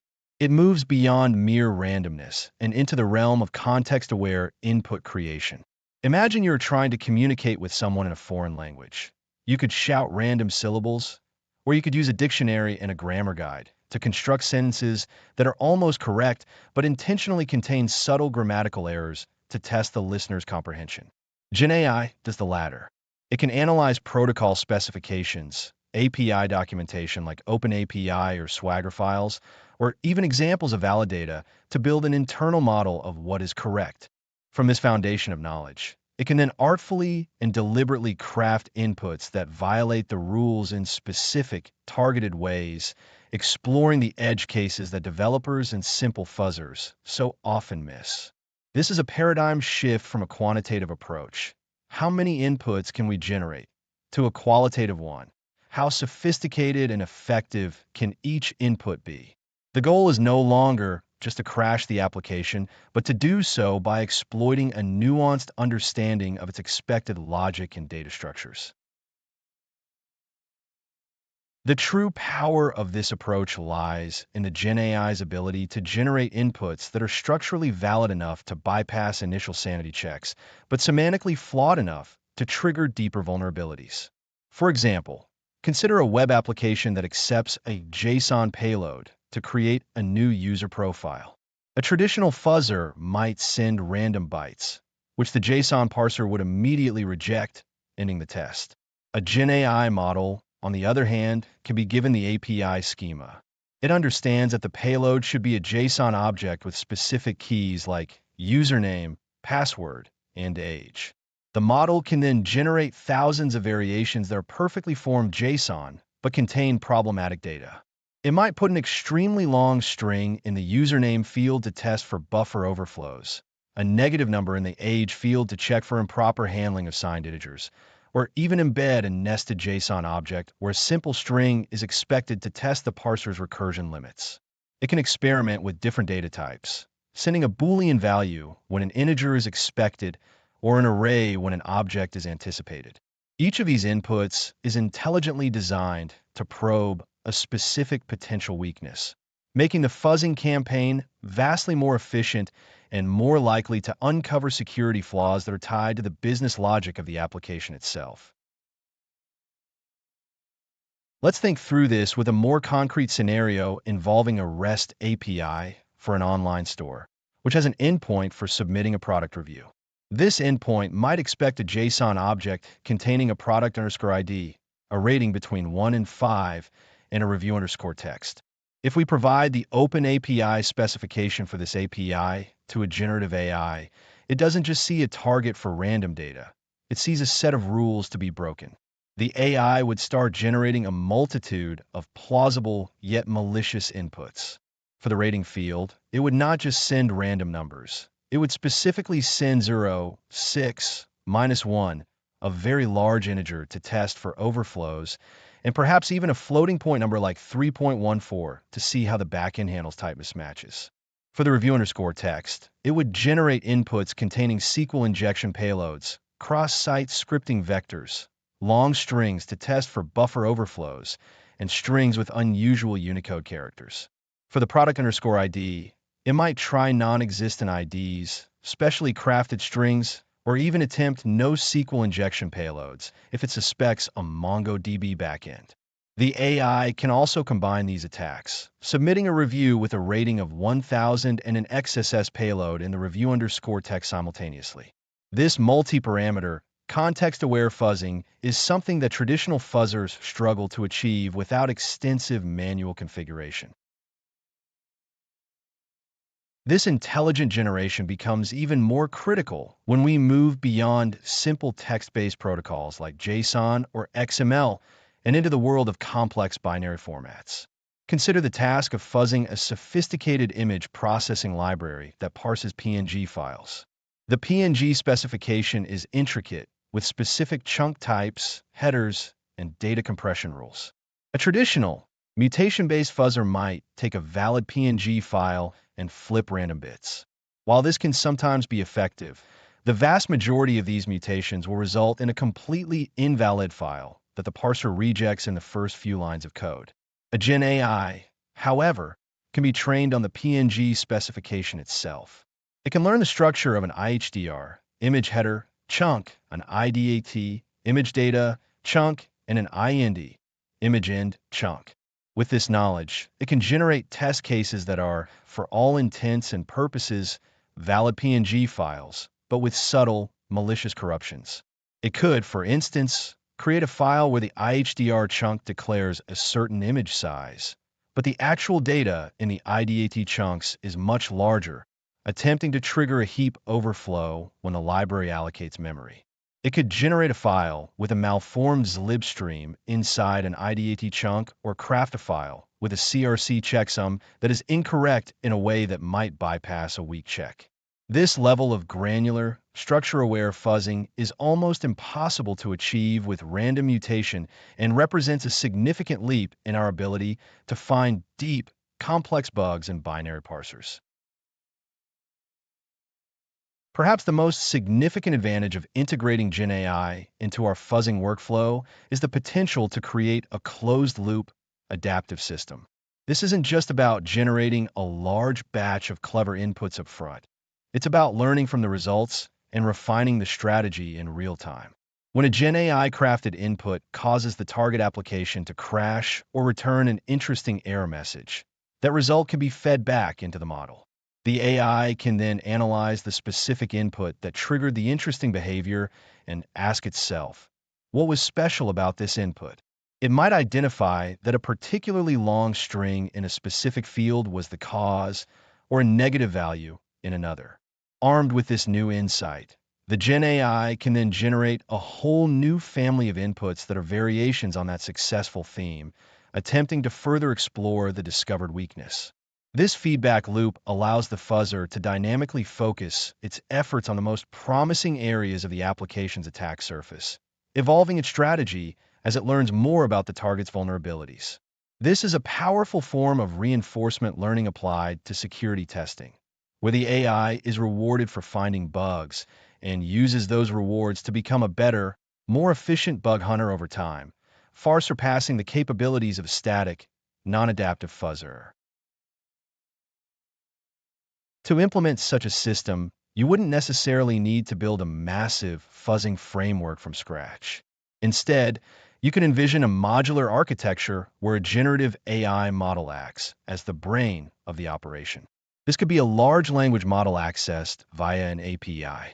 You would then use a fuzzing harness, perhaps a custom Python script or an integration with an existing tool like AFL++, to act as the hands. The process would begin with your script querying the GenAI model, providing it with the necessary context, such as an API specification or a file format description, and asking it to generate a batch of fuzzing inputs. The harness would then take these inputs, send them one by one to the target application, and meticulously monitor the outcome. It would watch for crashes, exceptions, hangs, or even subtle changes in server response times or error codes. Any interesting results will be captured by the harness and sent back to the GenAI model in the next request, allowing the AI to refine its next batch of inputs based on this feedback. This creates a powerful, iterative cycle of generation, execution, monitoring, and learning that continuously improves the effectiveness of the entire fuzzing campaign. I will see you in the next lesson. Welcome back. Let's dive right in. We have previously discussed various methods for identifying vulnerabilities in web applications from the outside, treating them as a black box. Now we're going to shift our perspective entirely, moving from the outside into the inside out. We will explore one of the most effective, yet traditionally most demanding, ways to find security flaws, reviewing the source code itself. The ability to read and understand the very instructions that bring an application to life gives us an unparalleled advantage in discovering vulnerabilities before they are ever exposed to the public internet. It's here, in the blueprint of the software, that we can find the foundational errors in logic and implementation that lead to catastrophic breaches. This proactive approach allows us to identify and suggest fixes for issues at the earliest possible stage, which is immensely valuable. Historically, this has been a painstaking manual process, requiring deep expertise and countless hours of focused effort. But as we are about to see, the landscape is changing dramatically thanks to the power of generative AI. Traditionally, a thorough source code review is an exhaustive and mentally taxing endeavor that few have the patience or skill to master completely. Imagine being presented with a code base containing hundreds of thousands or even millions of lines of code written in a language or framework you are only somewhat familiar with. Your task is to meticulously trace every possible path that user-supplied data can take, looking for any deviation from secure coding practices. You must understand not just the syntax of a language, but the intricate business logic, the subtle interactions between different components, and the security assumptions made by the original developers. This requires an almost encyclopedic knowledge of vulnerability classes, from SQL injection and cross-site scripting to more esoteric flaws like race conditions or insecure deserialization. The sheer volume of code makes manual review incredibly slow, and its complexity makes it prone to human error. It's easy to miss a critical flaw hidden in a rarely used code path or an obscure library. This high barrier to entry and the immense time commitment have often meant that proper source code review is either skipped entirely or performed superficially, leaving gaping holes for attackers to exploit. This is precisely where generative AI enters the scene, not as a replacement for the human penetration tester, but as an incredibly powerful and tireless assistant. Think of a large language model, or LLM, as a junior developer who has read every single open source project, every programming textbook, every security blog post, and every vulnerability disclosure ever published. These models have been trained on such a vast and diverse data set of code that they have developed a sophisticated understanding of programming patterns, both good and bad. They can recognize the signature of a vulnerability not just by matching simple text patterns, but by comprehending the context in which the code operates. When we present a piece of code to a GenAI model, It doesn't just see a collection of keywords and symbols. It understands the flow of data, the purpose of functions, and the relationships between different parts of the application. This allows it to act as a force multiplier, automating the tedious and time-consuming aspects of code review and enabling us to focus our expertise on verification, exploitation, and higher-order logic flaws. So, how does this work in a practical sense during a penetration test? The process is remarkably straightforward, yet profoundly effective. We can feed code to a GenAI model in various granularities, from a single suspicious function to an entire class file, or even a whole directory of code. We then interact with the model through carefully crafted prompts, instructing it on what to look for. For example, we might upload a Python file handling user authentication and prompt the AI with, "Analyze this Python code for security vulnerabilities." Pay close attention to how user input is handled in SQL queries and check for any potential for SQL injection. Also, examine the password hashing mechanism and verify if it uses a modern, secure algorithm with a salt. The model would then perform an analysis and return a detailed report, often highlighting the exact line numbers of vulnerable code, explaining the nature of the flaw in plain English, and in many cases, even generating a corrected, secure version of the code. This immediate feedback loop is revolutionary, transforming a process that used to take days into one that can yield initial results in minutes. The true power of AI-assisted review goes far beyond finding the low-hanging fruit of common vulnerabilities that traditional static analysis security testing, or SAST, tools might also flag. Because GenAI models can grasp the semantics and logic of the code, they can perform a rudimentary form of taint analysis right out of the box. Taint analysis is the process of tracking untrusted user input, the taint, as it flows through the application's functions and data structures. The goal is to see if this tainted data ever reaches a sensitive function, a sink, such as a database query or a command execution shell, without being properly sanitized first. An AI can follow a variable from its creation as a piece of user input, through various transformations and function calls, all the way to its potential use in a dangerous operation. This capability allows it to uncover complex, multi-step vulnerabilities that are invisible to tools that only look at one line of code at a time. It can also help identify potential business logic flaws, such as a missing authorization check in a multi-step transaction process, by reasoning about the intended purpose of the code and identifying deviations from expected secure behavior.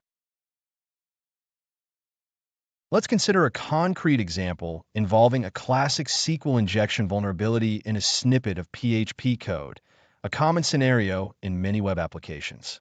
Imagine we have a file with the following code: $user ID equals $ID, $query equals select asterisk from users where ID equals $user ID, $result equals miscli underscore query, $connection, $query. A seasoned penetration tester would spot the vulnerability immediately, seeing that the user-provided ID parameter is directly concatenated into the SQL query string. To use GenAI, we would provide this snippet and a prompt like, "Review this PHP code. Identify any SQL injection vulnerabilities. Explain why the code is vulnerable. Show me the exact line of code that introduces the flaw, and provide a secure, corrected version using prepared statements." The AI's response would be comprehensive.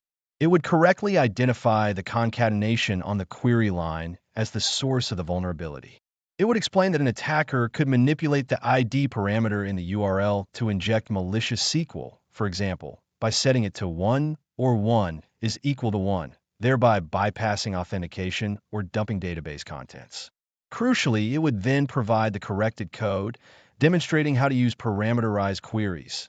$stmt equals $connection dash prepare, select asterisk from users where ID equals $stmt dash bind underscore param I, $ID, $stmt dash execute, $result equals $stmt dash get underscore result. This doesn't just find the bug. It provides an immediate, actionable solution, which is incredibly valuable for reporting and remediation.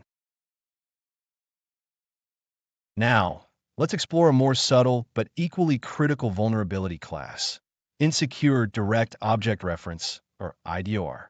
This is a type of authorization flaw that traditional automated scanners almost always miss because it requires an understanding of the application's business logic. Consider a function in a web application framework like Ruby on Rails that retrieves a user's profile. Def show. A user equals user defined perms id. Render profile hint. On the surface, this code looks perfectly fine and functional. However, it contains a serious IDOR vulnerability. The problem is that it fetches a user record based solely on the ID provided in the URL, without checking if the currently logged-in user is authorized to view that specific profile. An attacker, logged in as user 123, could simply change the URL from /users/123 to /users/456 to view the profile of another user. When we present this code to a GenAI model with a prompt like, "Analyze this Ruby on Rails controller action for authorization vulnerabilities, specifically checking for insecure direct object reference," the model can infer the security requirement that is missing. It would respond by explaining that the code blindly trusts the user-supplied ID. It would point out the lack of an authorization check and suggest a corrected implementation, such as def show. A user equals user-defined perms ID redirect URL unless current user equals at user. Render profile. And, which ensures users can only view their own profiles. This demonstrates the AI's ability to reason about logical security controls, not just implementation bugs. Despite its remarkable capabilities, it is absolutely critical to understand that GenAI is not an infallible oracle and should never be treated as a complete replacement for human expertise. These models can and do make mistakes. They can generate false positives, flagging secure code as vulnerable because it resembles a pattern they've seen in a different, insecure context. More dangerously, they can produce false negatives, missing novel or highly complex vulnerabilities that don't fit the patterns in their training data. The output from any AI-driven code analysis must always be meticulously verified by a skilled human penetration tester. The true paradigm shift is not in replacing the human, but in augmenting them. The AI performs the initial broad sweep, scanning the entire code base in a fraction of the time a human ever could, identifying dozens of potential issues. The human expert then applies their critical thinking, domain knowledge, and adversarial mindset to validate these findings, discard the false positives, and investigate the subtle, high-impact vulnerabilities that the AI may have overlooked. The AI handles the volume. The human provides the intellect and intuition. This partnership elevates our role from code auditors to strategic security advisors. I'll see you in the next lesson. Welcome back. It's time to venture into a domain that is both ubiquitous and, for many organizations, a significant source of vulnerability: the wireless network. When we think about attacking Wi-Fi networks, our minds often gravitate towards the classic techniques that have served penetration testers for years. We deploy our wireless cards in monitor mode, fire up tools like the air cracking suite, and begin hunting for handshakes. The process is methodical. We identify a WPA2 PSK network, send deauthentication packets to a connected client to force a reconnection, and capture the resulting four-way handshake. From there, the game becomes one of offline brute force. We throw massive, pre-compiled word lists at the capture handshake using tools like Hashcat, hoping that the network's password exists somewhere within our gigabytes or even terabytes of potential candidates. This approach, however, is fundamentally a game of chance, relying on the sheer volume of guesses rather than their quality. It is a brute with little force of intellect, a scattergun approach that is noisy, time-consuming, and often fruitless against a target that employs even moderately complex passphrase, not found in common dictionaries. The limitations become especially stark when our reconnaissance suggests a password policy or pattern that isn't well represented in generic lists, leaving us with a capture handshake that is effectively uncrackable by conventional means. This is precisely where the application of generative AI transforms a game of chance into a calculated, intelligent assault. Instead of relying on static, generic word lists, we can now leverage a fine-tuned language model to generate a highly contextualized and targeted password list. Imagine training a model not just on common password datasets like RockU, but also fine-tuning it with data scraped from the target organization's public website, technical documentation, and social media profiles of its employees. The model learns the lexicon of the company, the names of its projects, the locations of its offices, and even the hobbies of its key personnel. It can then generate password candidates that combine these elements based on common human patterns. Project X at 2025, company name hashtag IT or Go team name 123. This generative process is dynamic. We can feed the AI new information gathered during reconnaissance, and it will adapt its output accordingly. It's the difference between using a generic key and forging a key specifically for the lock you're trying to pick. We can even employ more advanced architectures like generative adversarial networks, or GNs, where one neural network generates password candidates and a second, discriminator network, tries to distinguish them from real-world passwords, progressively refining the generator's output to be more human-like and plausible. The challenge, of course, intensifies as we move beyond legacy protocols. WPA3 was designed specifically to thwart the kind of offline dictionary attack we've just described.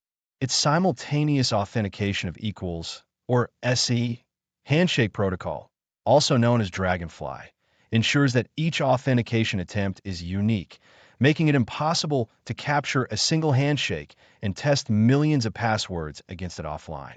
A failed attempt must be done online, making brute force attacks incredibly slow and easy to detect. This is where a more subtle application of AI becomes necessary. Rather than attacking the cryptography head-on, we can use AI to hunt for weaknesses in its implementation. A machine learning model could be trained to perform side-channel analysis, for instance, by meticulously monitoring the timing of the SAE handshake responses or the device's power consumption during the authentication process. These infinitesimal variations, invisible to a human observer, might leak information about the internal operations of the cryptographic exchange, potentially revealing clues that allow us to bypass the security mechanism. The AI isn't cracking the math. It's exploiting the physical or software environment in which the math is being performed, a far more sophisticated and stealthy avenue of attack. Let's also reconsider the humble deauthentication attack. In its classic form, it's a simple denial of service tool, flooding a client or an access point with forged packets to sever connection. But with AI, we can elevate this from a blunt instrument to a precision tool for social engineering. An AI agent could first passively monitor all network traffic, building a detailed map of the communication patterns within the target environment. It would identify not just devices, but relationships and critical workflows. Who are the high-value targets? Were they performing critical tasks? Instead of randomly knocking clients offline, the AI could execute an intelligent deauthentication strategy. It might disconnect a user precisely when they are about to access a critical server, maximizing their frustration and making them more likely to connect to an alternative, seemingly legitimate network that we control. In a large corporate campus with multiple access points, the AI could orchestrate a sophisticated roaming attack, selectively deauthenticating a target as they move through the building, herding them towards a specific area where our malicious evil twin access point has the strongest signal and appears most trustworthy. Speaking of the evil twin attack, its success hinges entirely on the victim's perception of its legitimacy, and this is where generative AI can truly shine. A traditional evil twin might present a generic, unconvincing captive portal. An AI-powered evil twin, however, can create a flawless, context-aware illusion on the fly. By scraping the target organization's real web assets, The AI can generate a pixel-perfect replica of their legitimate captive portal, complete with the correct logos, fonts, and corporate language. It can go even further, integrating a conversational AI or chatbot into the portal. Imagine a user connecting and being greeted by a helpful bot. Welcome to the corporate guest network. I see you're in the marketing department. To complete your connection, please verify your corporate username and password. The AI could use information gleaned from reconnaissance to make the interaction deeply personal and disarming, adapting its script in real time based on the user's responses to extract not just network credentials, but potentially answers to security questions or other sensitive information. This transforms the attack from a simple credential phish into a fully interactive and deceptive social engineering engagement. Beyond active attacks, AI provides a powerful engine for passive intelligence gathering from captured wireless traffic. Penetration testers often find themselves with gigabytes of .pcap files, a sea of data that is impossible to manually analyze in its entirety. We can delegate this task to a suite of specialized AI models. A transformer-based model, similar to those used in natural language processing, can be trained to understand the grammar and syntax of network protocols. It can parse through the traffic to identify not just protocols and endpoints, but the actual sequences of communication, reconstructing conversations, and identifying patterns of interest. Concurrently, an anomaly detection model, like an autoencoder, can be trained on a baseline of what normal traffic on this network looks like. It would then flag any deviations from this norm, a device communicating at an unusual time, using an odd protocol, or sending data to a strange external address. The AI acts as a tireless network forensics analyst, sifting through the noise to pinpoint high-value targets, potential command and control channels, hidden SIDs, and other indicators of compromise that would almost certainly be missed by human eyes. Now, let's synthesize these components and envision a truly autonomous wireless attack agent.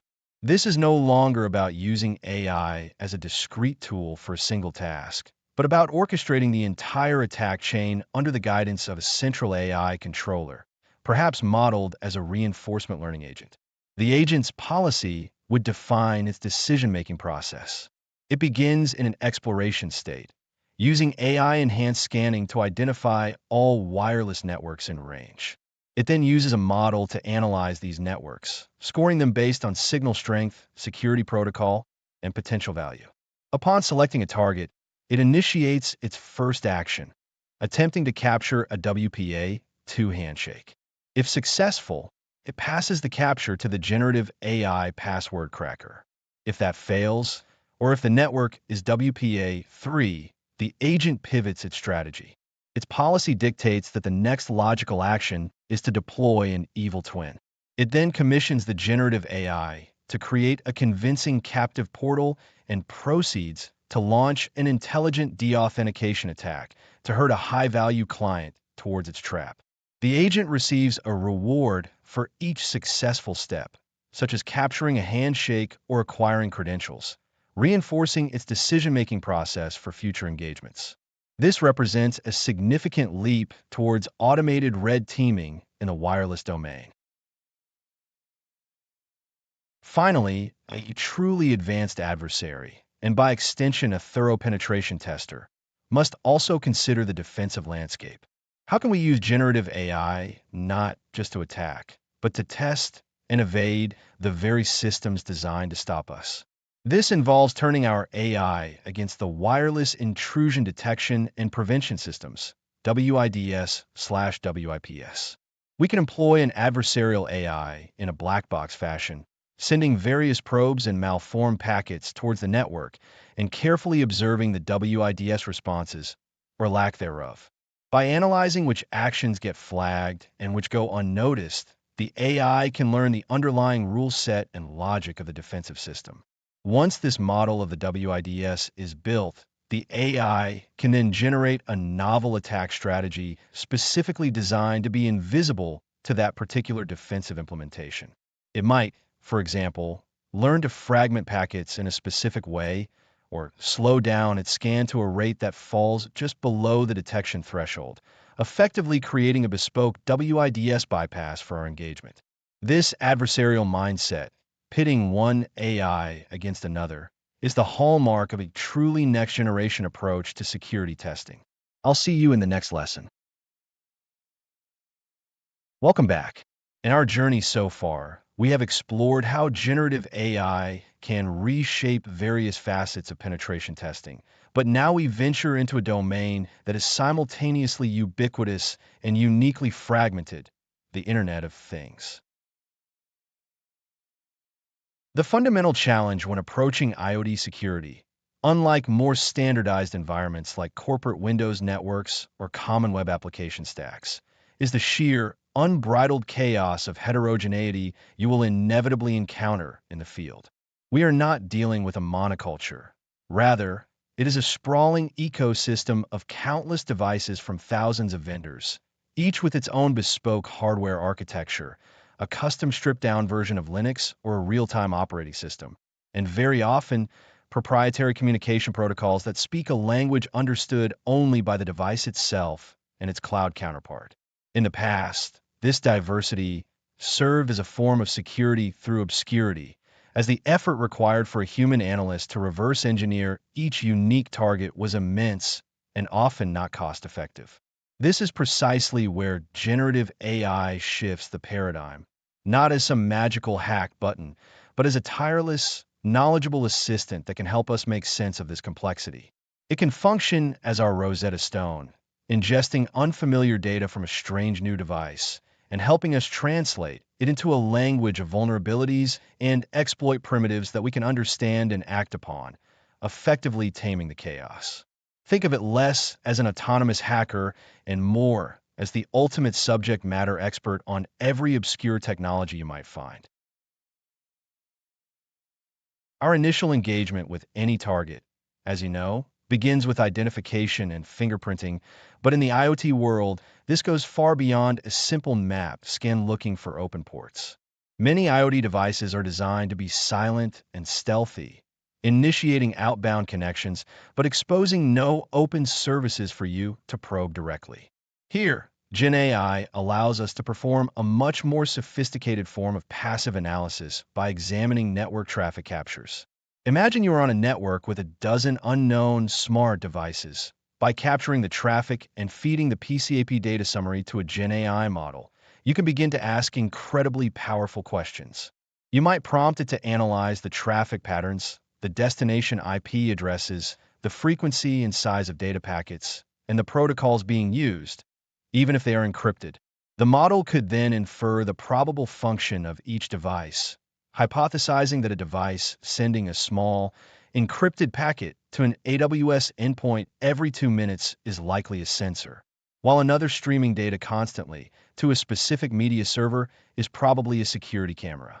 This allows us to build a detailed profile of our target environment without sending a single active probe, identifying devices not by their open ports but by their inherent behavior, a much more subtle and often more revealing approach.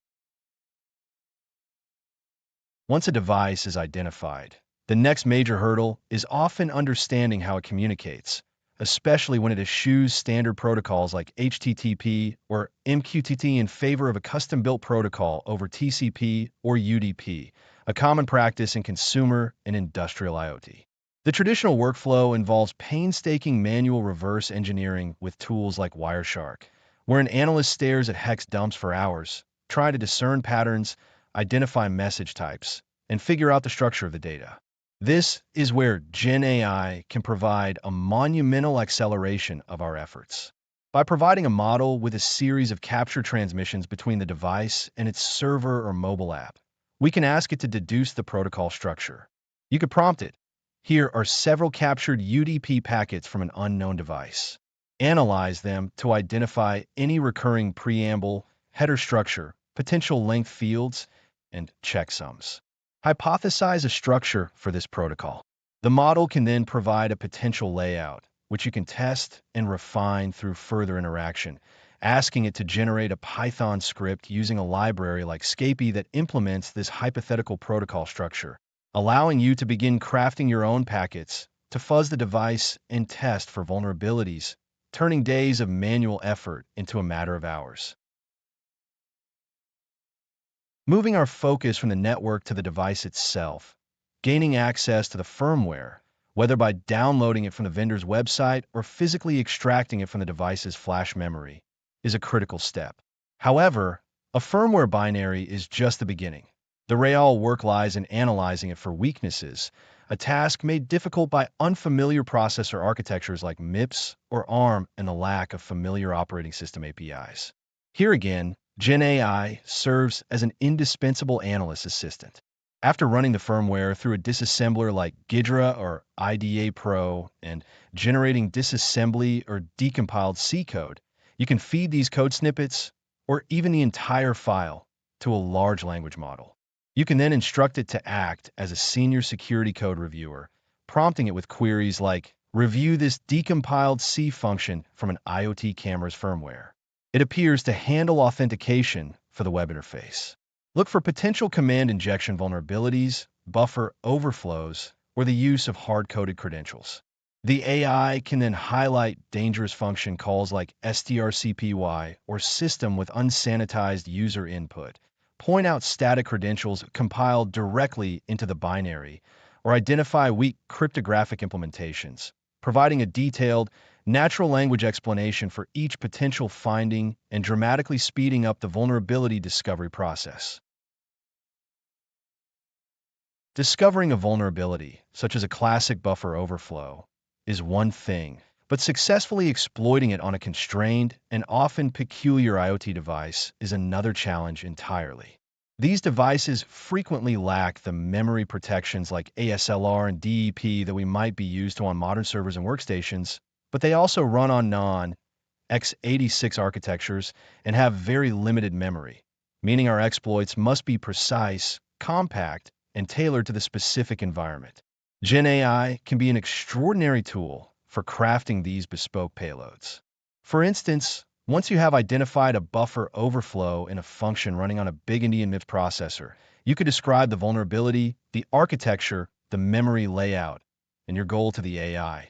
You could ask, given this vulnerable function and my control over the instruction pointer on a MIPS big Indian system with no memory protections, generate a small, position-independent shellcode payload under 250 bytes that will bind a shell to TCP port 4444. The model can help generate the assembly code, accounting for the nuances of the MIPS instruction set, register conventions, and system call numbers, a task that would require highly specialized knowledge and a significant amount of manual effort for a human analyst not already deeply familiar with that specific architecture. Finally, it is crucial to remember that IoT devices are rarely isolated entities.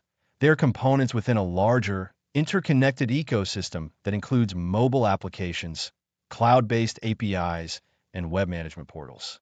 A comprehensive penetration test must assess this entire attack surface, as a weakness in one component can often lead to the complete compromise of another. GenAI is adept at helping us analyze these interconnected pieces and understand the relationships between them. For example, you can decompile an Android application package, APK, that controls a smart lock and feed the source code to the AI. You could then ask it to identify all API endpoints the application communicates with, extract any hard-coded API keys or secrets, and analyze the logic used to authenticate and send commands to the lock. This might reveal a flaw not in the device's firmware, but in the cloud API, which might allow an attacker to send an unlock command to any device by simply knowing its serial number. By using GenAI to rapidly analyze and correlate information from all parts of the IoT ecosystem, we can uncover these complex, multi-stage attack paths that would be far more difficult and time-consuming to identify through purely manual methods. See you in the next lesson. Welcome back. In our journey so far, we have navigated the abstract realms of networks and applications. But now we descend into the very heart of the machine, the silicon and the code that breathes life into it. This is where the digital meets the physical, and the challenges, as well as the opportunities for a penetration tester, become profoundly different. When we approach a piece of hardware, the firmware it runs often presents itself as an inscrutable black box, a stark contrast to the often well-documented world of web APIs or enterprise software. The task of a reverse engineer has traditionally been a painstaking and solitary craft, demanding immense concentration and a deep, almost intuitive, understanding of low-level assembly languages like MIPS or ARM. Imagine staring at thousands of lines of disassembled code in a tool like Ghidra or IDA Pro, meticulously tracing logic, identifying functions, and hunting for that one subtle flaw. This process is not just technically demanding. It is a significant drain on cognitive resources, where hours of effort can yield minimal progress. The sheer friction of manually cross-referencing instruction sets, tracking memory addresses, and reconstructing the original developer's intent is a formidable barrier. It is this intense, time-consuming, and expertise-heavy nature of firmware analysis that has, for a long time, kept it as a specialized niche within security research. We are often looking for familiar vulnerability patterns, like buffer overflows or command injection, but they're cloaked in a foreign language with no comments and no documentation to guide us. It is precisely this environment of high complexity and low information where a new class of tools can provide the most leverage. Now, let us introduce a new partner into this solitary endeavor, generative AI. Think of the large language model not as an autonomous hacker, but as an infinitely patient and knowledgeable junior reverse engineer sitting alongside you. You can, for instance, extract a function from a disassembled firmware binary and present it to the AI. Instead of spending 20 minutes manually deciphering a block of obscure ARM assembly, you can simply ask the model, analyze this ARM assembly function. What is its likely purpose based on the system calls and string references? Are there any inputs that are not properly sanitized before being used in a memory copy operation? The AI, having been trained on a vast corpus of code and security documentation, can provide an immediate high-level summary of the function's likely behavior, pointing out areas of interest that would have taken a human analyst much longer to identify. This doesn't replace the need for human expertise, it augments it. The AI can handle the tedious task of translating the raw instructions into a plausible narrative of purpose, freeing up the human analyst to focus on the higher-level strategic aspects of the vulnerability assessment. It transforms the workflow from one of pure manual discovery to one of verification and targeted investigation, dramatically accelerating the entire process. We can then scale this collaborative approach to an entire firmware image, moving from analyzing single functions to a semi-automated vulnerability discovery pipeline. Once you have successfully extracted the firmware's file system, you're often faced with dozens or even hundreds of executable binaries. Manually analyzing each one would be prohibitively time-consuming. Instead, we can orchestrate a script that uses a generative AI to perform a first-pass analysis on all of them. The process might involve using a disassembler to get the raw assembly and then feeding that code, chunk by chunk, to an LLM with a carefully crafted prompt. You could instruct the AI to act as a security code reviewer, specifically looking for common C language pitfalls that persist in embedded systems, such as the use of strcpy, gets, or sprint with outbound checking. Furthermore, you could ask it to flag any hard-coded credentials, private encryption keys, or suspicious-looking connections to undocumented network ports. The AI's output would be a triage report, highlighting the most suspicious binaries and functions, allowing you to focus your manual efforts where they are most likely to yield results.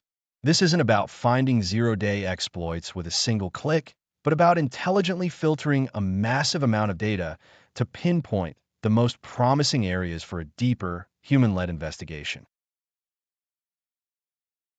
Of course, before we can even begin to analyze the firmware, we must first extract it from the physical hardware, which requires us to understand the device's printed circuit board, PCB.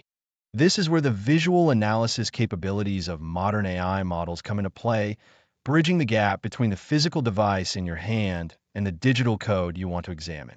Imagine you have desoldered a shield and are looking at a dense PCB filled with chips of various sizes and cryptic labels. Traditionally, this would involve painstakingly searching for each part number online to find its datasheet and determine its function. Now, you can simply take a high-resolution photograph of the board and feed it to a multimodal AI. You could prompt it with a query like, "Analyze this PCB image. Identify the main system on a chip, SoC, any flash memory chips suitable for firmware storage, and highlight potential debug interfaces like UERT or JTAG headers." The AI can visually recognize components and their likely roles, effectively providing you with an annotated map of the hardware landscape. This step is critical because correctly identifying the flash memory chip is the prerequisite for physically connecting a tool to read its contents, and locating a UERT port can grant you direct access to the bootloader and a debug shell. Once you have identified a component of interest, such as a NAND flash chip or a microcontroller, the next hurdle is its datasheet, a document that can easily span hundreds of pages of dense, highly technical information. This is another area where generative AI proves to be an invaluable assistant, acting as a technical librarian that can read and comprehend these complex documents for you. Instead of manually scrolling through a 500-page PDF to find a specific command sequence to enable reading from the flash, you can simply upload the datasheet to an LLM and ask direct questions in natural language. For instance, you could ask, according to this datasheet, what is the pinout for the SPI interface, and what are the exact hexadecimal commands I need to send to read the chip's JEDEC ID?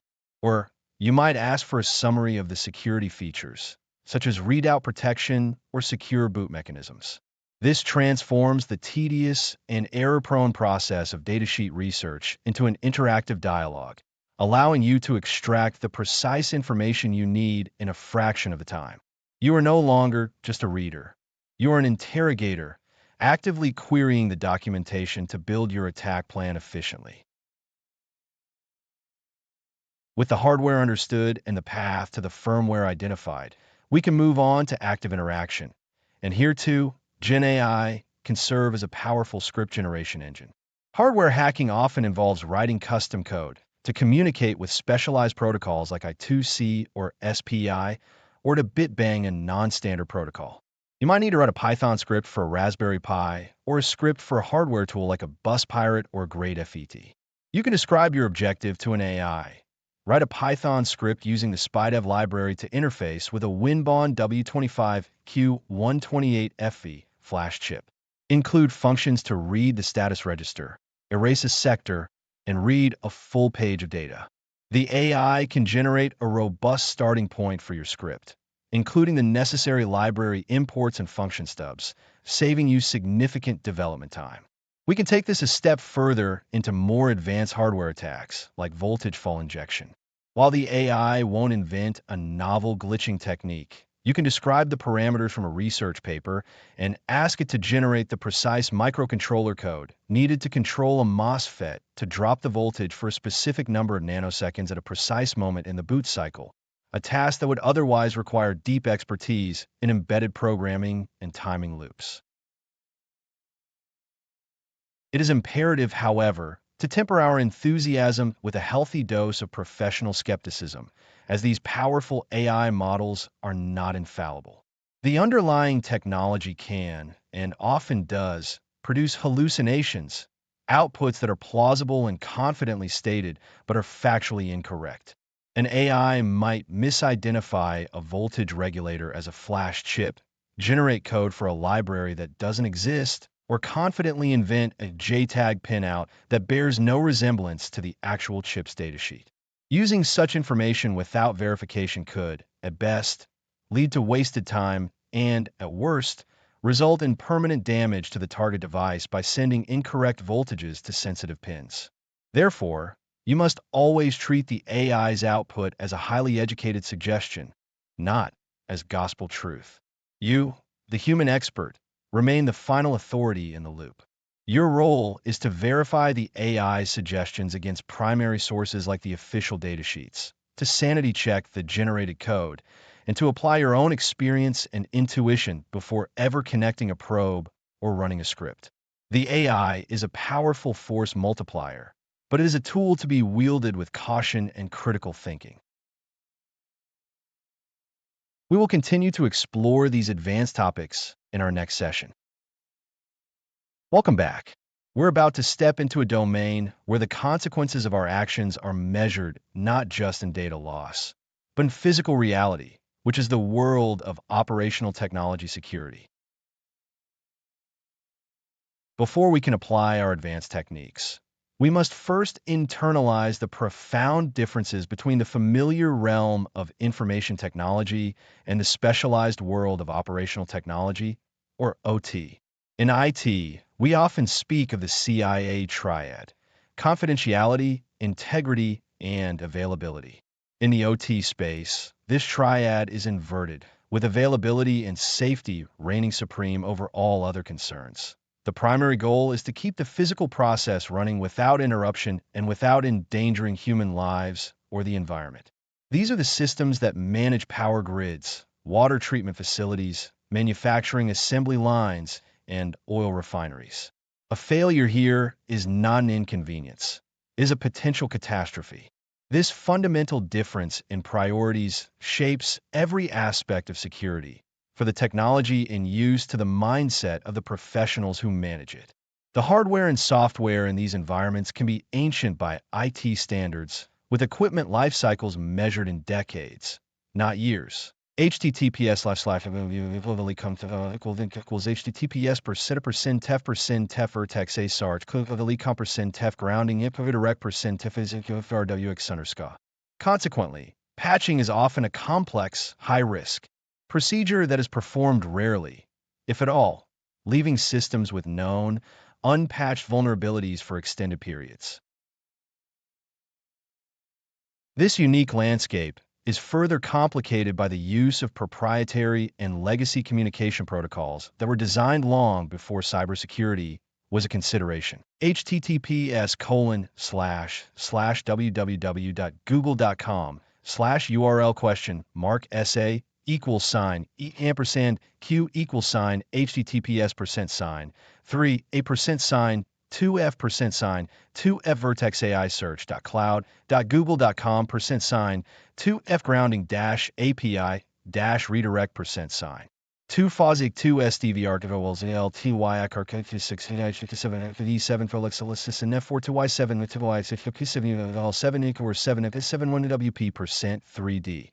Protocols like Modbus, DMP3, and Profinet were engineered for reliability and efficiency within what were assumed to be isolated, air-gapped networks. https://www.google.com/URL question mark SA equals sign q equals sign https% 3 a% 2f% 2f vertex AI search.cloud.google.com% 2f grounding API redirect% 2 phasic 2 STVR 20 17 4 LXLSSNF4 6 CTVCDDQR 7 ETA 7 DWP 6 FUP 6 CEL GBLOVI 7 P suite KFH 6 TM GORWAC 6 15% 3D http://www.google.com URL. Ça égale E et Q égale http %3 à %2 f %2 fertexesarch.cloud.google.com %2 funding -API -redirect %. 2 phasic move de suite TZWT 4 fegout BMB CAX VN5 Kivac de Q sub 0 ZDDJR 30 Kevin Sneak 23 SNVZ privé de NDDH CQ5 Quick 3 IP Vic-c'est moi. OLMD and WNCK, WPPX of 8 fight, Q5 Chitty V6, 984 SMHFW. They often lack basic security features like encryption and authentication, meaning that any actor who can get onto the network can often send commands to critical devices without being challenged. https://www.https://tef% vertex a sart tef grounding API or direct% WVDZJ. VMGVCS on A5 of subtotal Nick here and 3 is in max 2 55 2 vendors for 3 to ripium word and counters effect on min. https:// equals https %% tef vertex a sarge tef grounding pi redirect to PIW. The concept of the air gap itself has largely become a myth due to the increasing convergence of IT and OT networks, driven by the need for business data and analytics. https:// tef vertex sarge tef grounding direct This convergence, while offering efficiency benefits, creates new pathways for attackers to pivot from the corporate enterprise network into the sensitive industrial control environment. https:// tef vertex a sarc tef grounding direct Understanding this architecture is critical, and for that, we often turn to the Purdue model for industrial control systems. https tef vertex a sarge tef grounding direct megahertz hpxnv https://www.google.com/url $(e&q https% 3 a %sign 2f %sign 2f vertex AI search.cloud.google.com %sign 2f grounding API redirect %sign 2f is a wiki 6 or bar 3 7 5 vex and 3 6 0 say.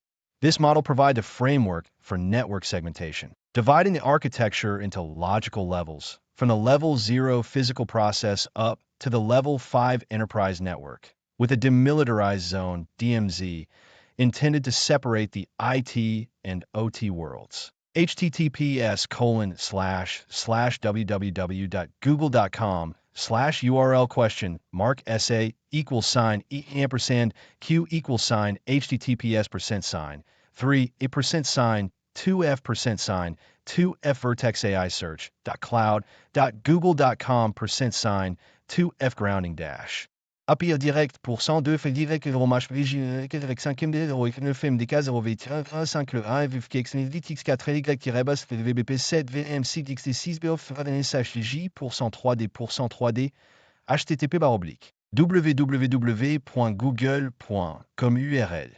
Ça égale E et Q égale http %3 à %2 F %2 fertexesarch.cloud.google.com %2 funding -API -redirect %. 2 physique 7 tu prix Yebs 276 YC6 CPM 58 C7 C4 328 BADS -4 UED Pi 07 BMW WS9 Fendic KFTM R6 TY 9 TDH H7 V4 YAC ETPN McTJI SLK 4G 3D 3D https://www.com/https% tef vertex a sart tef grounding redirect %. As penetration testers, our goal is often to see how we can traverse these levels, but unlike in IT, we must do so with the utmost caution, where the principle of do no harm is not just a guideline, but an absolute imperative. Given these constraints, the fragility of legacy systems, the insecurity of protocols, and the catastrophic potential of a mistake, how can we possibly conduct a penetration test? This is precisely where generative AI emerges not as a replacement for human expertise, but as an indispensable analytical partner. Our primary use of GenAI in the OT space is to perform exhaustive analysis and simulation before we ever attempt to interact with a live system.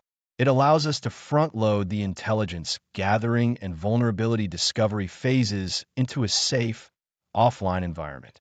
We can train a specialized AI model on a vast corpus of OT-specific data, including protocol specifications, device manuals for programmable logic controllers, PLCs, and remote terminal units, RTUs, network diagrams, and historical process data.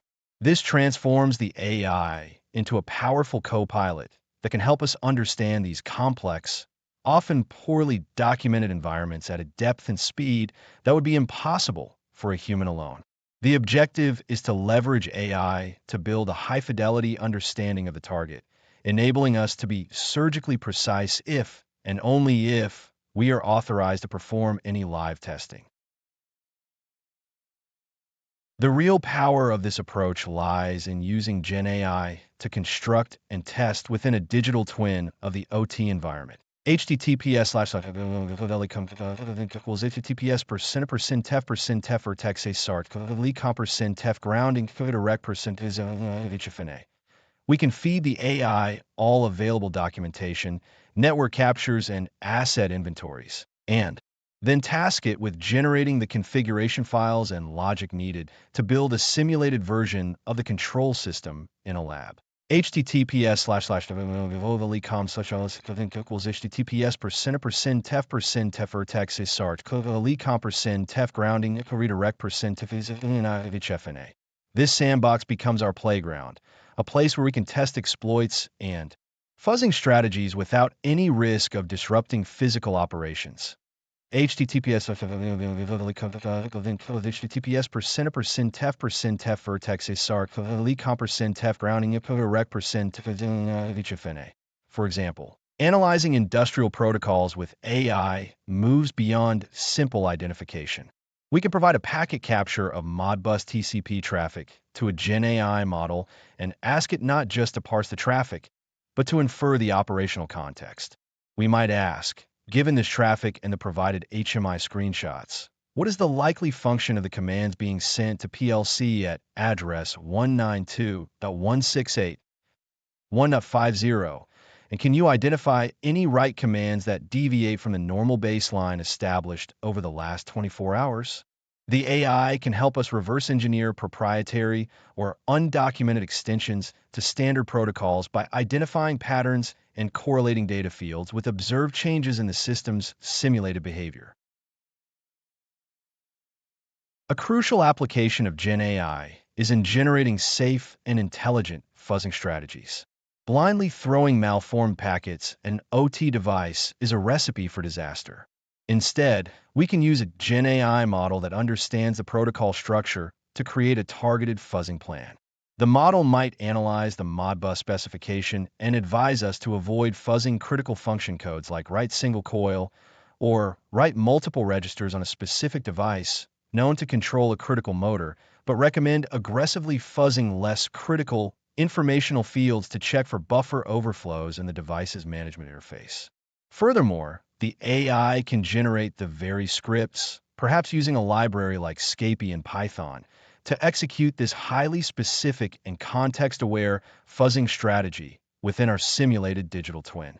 This approach allows us to discover vulnerabilities in a controlled manner, proving the existence of a flaw without ever endangering the live production environment. Another incredibly powerful technique involves turning GenAI into an expert research assistant. Imagine feeding hundreds of technical manuals, engineering diagrams, and vendor security advisories for every component in a facility into a large language model. You can then query this massive knowledge base with natural language. For example, a query could be, based on the provided manuals for the Siemens S7-300 PLC and the associated network architecture diagram, where are the default communication ports? Are there any known hard-coded credentials? And what is the documented procedure for a firmware update? Cross-reference this with known vulnerabilities from the ICS-CERT database for the specific firmware versions identified in the asset inventory. The AI can synthesize this information in seconds, presenting a prioritized list of potential weaknesses that would have taken a human analyst days or weeks to compile. It can also help us connect dots that might otherwise be missed, such as identifying a legacy backup system mentioned in one manual that uses an insecure protocol and represents a perfect pivot point. Beyond technical analysis, GenAI is an invaluable tool for demonstrating risk to stakeholders through the creation of realistic attack scenarios. We can provide the AI with the asset inventory, network topology based on the Purdue model, and the vulnerabilities we have identified through offline analysis. We then task it with generating a plausible, step-by-step narrative of an attack. For instance, generate an attack tree and narrative showing how an adversary, starting with a phishing email to an engineer on the corporate network, level 4, could compromise their workstation, pivot through the IT/OT DMZ, exploit a known vulnerability in the HMI software at level 2, and ultimately send a malicious command to a PLC at level 1 to shut down a cooling pump. This narrative, tailored specifically to the target environment, is far more impactful for a tabletop exercise or a report to management than a generic attack template. It makes the abstract threat of cyber attack tangible by showing a clear and believable path from initial access to physical impact. https://equals https% vertex a sart comp% grounding direct rbf. It is impossible to overstate the importance of the ethical framework and the do no harm principle that must govern all our activities in the OT space. Generative AI is a tool for enhancing precision and safety, not a license for automated recklessness. The AI has no understanding of physics, safety interlocks, or the real-world consequences of its suggestions.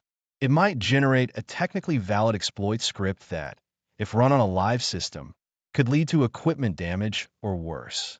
Therefore, the human expert must always be the final sanity check and decision maker. Every single piece of output from the AI, whether it's a line of code, a packet analysis, or a risk assessment, must be treated as a draft that requires meticulous review by someone with domain expertise.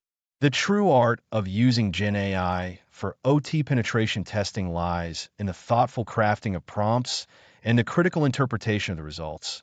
Using the AI to augment our intelligence and guide our very limited and very careful interactions with the target systems. I'll see you in the next lesson. Sources: Help, InsaneCyber.com, SWIDCH.com, Medium.com, CiscoPress.com, PaloAltoNetworks.com, Zscaler.com, ForceCoot.com, PaloAltoNetworks.com, Checkpoint.com, Sump.org. Google Search Suggestions.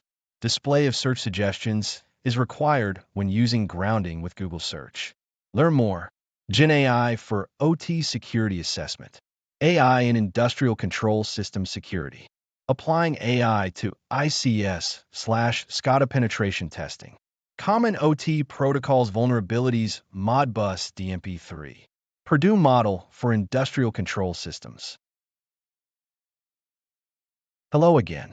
In our journey so far, we have explored how generative AI can assist us in various stages of a penetration test, from reconnaissance to reporting. Now, we are about to take a significant leap forward, moving beyond mere assistance to a state of true operational independence. We're going to delve into the architecture and design of what can be called autonomous hacking agents. This represents a paradigm shift from using AI as a tool that we actively wield to creating an AI that can wield the tools itself. The distinction between automation and autonomy is critical here. Automation is about executing a predefined sequence of steps, much like a shell script, whereas autonomy involves an agent perceiving its environment, making decisions, and adapting its strategy in real time without constant human guidance. Think of the difference between a remote-controlled drone that follows your every command and a fully autonomous drone that can be given a high-level objective, like survey that building, and then figures out its own flight path, avoids obstacles, and completes the mission on its own. This is the level of sophistication we are aiming for, creating a system that can conduct significant portions of a penetration test with a level of independence that mimics a human operator, all while we transition into a role of supervision and high-level command. To construct such a sophisticated system, we must first understand its fundamental building blocks. Recent research into autonomous agents identifies several core modules that are essential for their operation. A module for profiling or design, a memory module, a planning module, and an action module.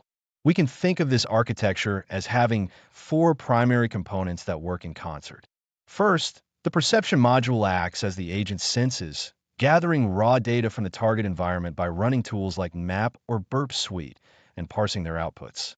Second, a knowledge base or world model serves as the agent's memory and cognitive map, storing and structuring the information received for the perception module into a coherent representation of the target, such as a graph of interconnected hosts, services, and discovered vulnerabilities. Third, and at the very heart of the system, is the decision-making or planning engine, which analyzes the current state of the world model and decides on the next best course of action to achieve its goal. This is where much of the intelligence resides, often powered by techniques like reinforcement learning, RL, which allows the agent to learn optimal attack strategies through trial and error in a simulated environment. Finally, the action or execution module takes the decision from the planner and carries it out, interacting with the target system to run an exploit or attempt a brute force attack, and crucially, feeding the result back into the perception module to update the agent's understanding of the world. A powerful mental model for understanding the continuous operation of such an agent is the ODA loop, a concept originally developed for military strategy that applies perfectly to the cyclical nature of cybersecurity operations. The loop consists of four stages: observe, orient, decide, and act. The observe phase maps directly to our perception module, where the agent is continuously gathering data and monitoring the environment for changes. The orient phase is perhaps the most critical. This is where the agent processes the raw data, integrates it into its world model, and contextualizes the information to form a coherent picture of the situation, a process often described as sense-making. Decide is the function of the planning engine, which evaluates potential actions based on the oriented understanding of the environment and selects the optimal path forward. Finally, act is the execution of that decision by the action module, which in turn generates new information and outcomes that must be observed, starting the loop all over again. The key to gaining an advantage is to cycle through this loop faster and more effectively than your opponent. And by building an autonomous agent, we are essentially creating a machine designed to execute this loop at digital speeds. Generative AI and large language models, LLMs, in particular, acts as a revolutionary catalyst for each part of this architecture. Instead of just parsing structured data, GenAI allows the agent's perception and orient modules to understand unstructured text, like the narrative descriptions found in CV details or the verbose output of certain hacking tools, giving it a much richer understanding of the environment. In the decision-making phase, we can move beyond rigid, pre-programmed planning algorithms. Instead, we can use an LLM as a reasoning engine, providing it with a high-level goal, a set of available tools, our hacking scripts and programs, and the current world state, and letting it formulate a multi-step plan just as a human pentester would. Recent studies have shown that highly capable models like GPT-4 can autonomously discover and exploit vulnerabilities in web applications, even without prior knowledge of the specific flaw, by leveraging this reasoning capability. This ability for the LLM to function as a planner, iteratively generating commands and processing feedback, is a cornerstone of modern agent design. Furthermore, the role of GenAI extends beyond just using existing tools. It opens the door to dynamic tool synthesis. Imagine an agent that encounters a proprietary network protocol. Instead of stopping, it could be given the protocol's documentation, use an LLM to understand it, and then generate a custom Python script on the fly to interact with and test that protocol for vulnerabilities. This elevates the agent from a mere tool user to a tool creator, a significant step towards true problem-solving intelligence. This is not just a theoretical concept.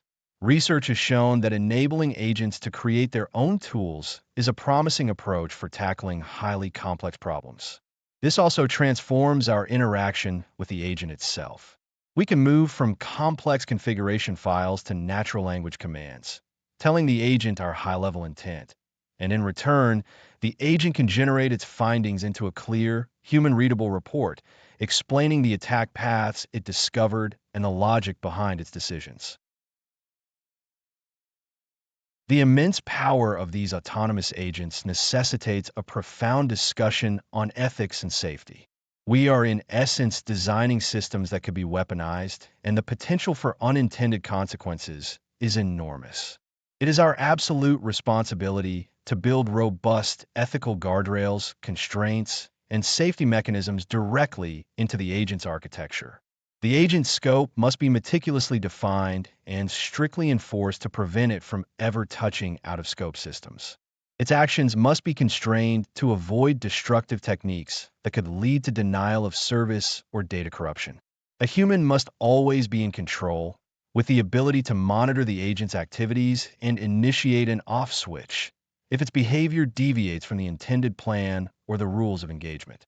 The goal is to create a powerful ally for security testing, not a rogue element that could cause real-world harm. I trust this has provided a solid foundation for understanding the intricate design of autonomous hacking agents. We will explore these concepts further in our upcoming sessions. Sources: Help, scworld.com, community.aws, mdpi.com, arcs4.org, diva-portal.org, google.com, rti.com, copado.com, lowtouch.ai, arcs4.org, arcs4.org, github.com, openreview.net, arcs4.org, medium.com, auxiliobits.com, linking-ai-principles.org, auxiliobits.com, researchgate.net, Google Search Suggestions. Display of search suggestions is required when using grounding with Google Search. Learn more. Autonomous penetration testing agent architecture. AI agent ODA loop in cybersecurity. Using large language models for autonomous hacking agents. Designing safe and ethical autonomous AI hacking agents. Reinforcement learning for automated penetration testing. Hello again, and welcome back. It's time to delve into one of the more fascinating and, I think, truly next-generation applications of AI in our field, using it to simulate the behavior of advanced persistent threats. When we conduct a red team exercise in the traditional sense, we often fall into familiar patterns, running through a playbook that, while effective at finding certain vulnerabilities, may not accurately reflect how a genuine, sophisticated adversary operates. We might use Cobalt Strike with its default settings, or run through a well-worn sequence of reconnaissance, exploitation, and privilege escalation that blue teams who keep up with the literature are becoming increasingly adept at spotting. The goal of these engagements frequently becomes a race to domain administrator rights, but this isn't always the primary objective of a real-world APT. A true APT is patient, quiet, and highly specific in its objectives, often remaining undetected for months or even years. The challenge for us, as advanced penetration testers, is to test a client's defenses not just against a generic attack, but against the ghost of a specific, named threat actor, and this is where simulating their unique cadence and methodology becomes paramount. It's about testing the blue team's ability to detect a whisper in a storm, not just a loud bang, and that requires a level of nuance that manual scripting and standardized tools often fail to capture. Generative AI offers us a bridge to that higher level of fidelity.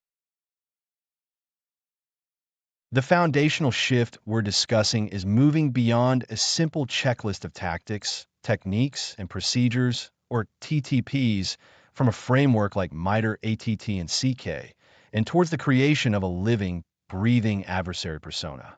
Instead of just saying, we will use TTPT 1566.001 for phishing, we can use a large language model to build a complete psychological and operational profile of our simulated threat. We can feed the model terabytes of unstructured threat intelligence data, everything from detailed technical analyses by security firms and government agencies to foreign discussions and news articles about a specific APT group, like Lazarus Group or APT 29. The GenAI's task is to synthesize this mountain of information, not just into a list, but into a narrative. It can define the adversary's likely motivations, their preferred tool chains, their level of risk tolerance, their operational hours, and even their common mistakes. We are, in essence, asking the AI to write a detailed character sheet for our digital villain, which then informs every single action we take during the red team engagement, ensuring our simulation is a coherent and consistent representation of a specific threat rather than a disjointed collection of unrelated hacking techniques. Let's consider how this plays out in the critical initial access phase, which is far more than just crafting a single email. Using our AI-generated adversary persona, we can construct the entire social engineering narrative with a level of detail that is exceptionally difficult to achieve manually. Imagine our target is a pharmaceutical company, and our simulated APT is known for industrial espionage. We can instruct our GenAI to devise a complete campaign pretext.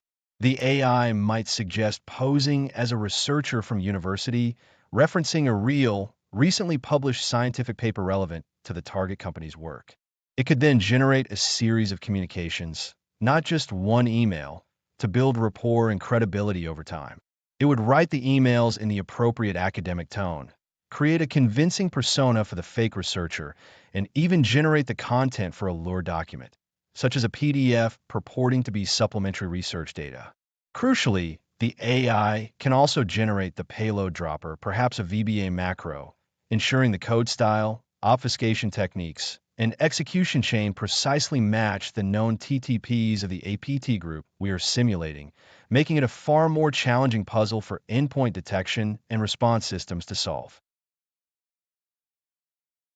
Once we have established a foothold, the simulation's authenticity truly comes to the forefront. A genuine APT rarely drops a suite of custom hacking tools onto a compromised machine immediately. Instead, they live off the land, using the tools and software already present on the system to blend in with normal administrative activity. This is where GenAI becomes an invaluable partner. We can task our model with generating the precise command sequences needed to perform actions like reconnaissance, credential harvesting, or establishing persistence using only native utilities like PowerShell, WMI, Certootle, or Rundle32. The key differentiator is that we can instruct the AI to do so in the style of our chosen adversary. For instance, we could prompt it with, generate a PowerShell command to exfiltrate the contents of the SAM and system registry hives using volume shadow copies, but construct the command using string concatenation and base64 encoding in a manner consistent with the techniques observed in public reports on the Turla group. The resulting command is not only functional, but also carries the specific behavioral fingerprint of our simulated actor, testing the blue team's ability to detect nuanced, signature-less attack patterns rather than just flagging the presence of a known malicious binary. Lateral movement within a compromised network, when performed by a skilled APT, is a methodical and purposeful hunt, not a noisy, indiscriminate scan across IP ranges. Here, generative AI allows us to model the intelligent decision-making process of such an adversary. Based on the initial foothold and the overarching goals defined in our APT persona, the AI can function as a strategic advisor for the red team.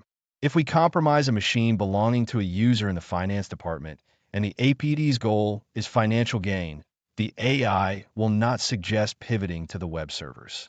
Instead, it will generate a prioritized list of actions tailored to the objective, such as searching for network shares containing terms like invoices or accounting, identifying database servers through Active Directory service principal names, and using the compromised user's own credentials during their typical working hours to access these resources. The AI provides the strategic why and what, suggesting specific commands and approaches that are stealthy and context-aware, allowing the red teamer to execute them with a level of tactical precision that closely mimics the patient, goal-oriented methodology of an advanced threat. Command and control, or C2, communication is the lifeline of any implant, and for an APT, it must be exceptionally stealthy to persist. While we'll cover the infrastructure in a later lesson, we can use GenAI right now to model and simulate the traffic patterns themselves. An effective blue team isn't just looking for connections to known malicious IP addresses. They're performing sophisticated traffic analysis and anomaly detection. We can defeat this by using GenAI to create C2 traffic that is indistinguishable from legitimate network activity. We can task the model with generating HTTP requests that perfectly mimic the structure of API calls to a common service like Salesforce or Microsoft 365, hiding our C2 data within what appears to be normal JSON or XML payloads. Furthermore, the AI can model the beaconing behavior, generating a traffic schedule with jitter, random sleep intervals, and varying packet sizes that precisely match the known patterns of a specific malware family, ensuring there is no predictable rhythm for defenders to latch onto.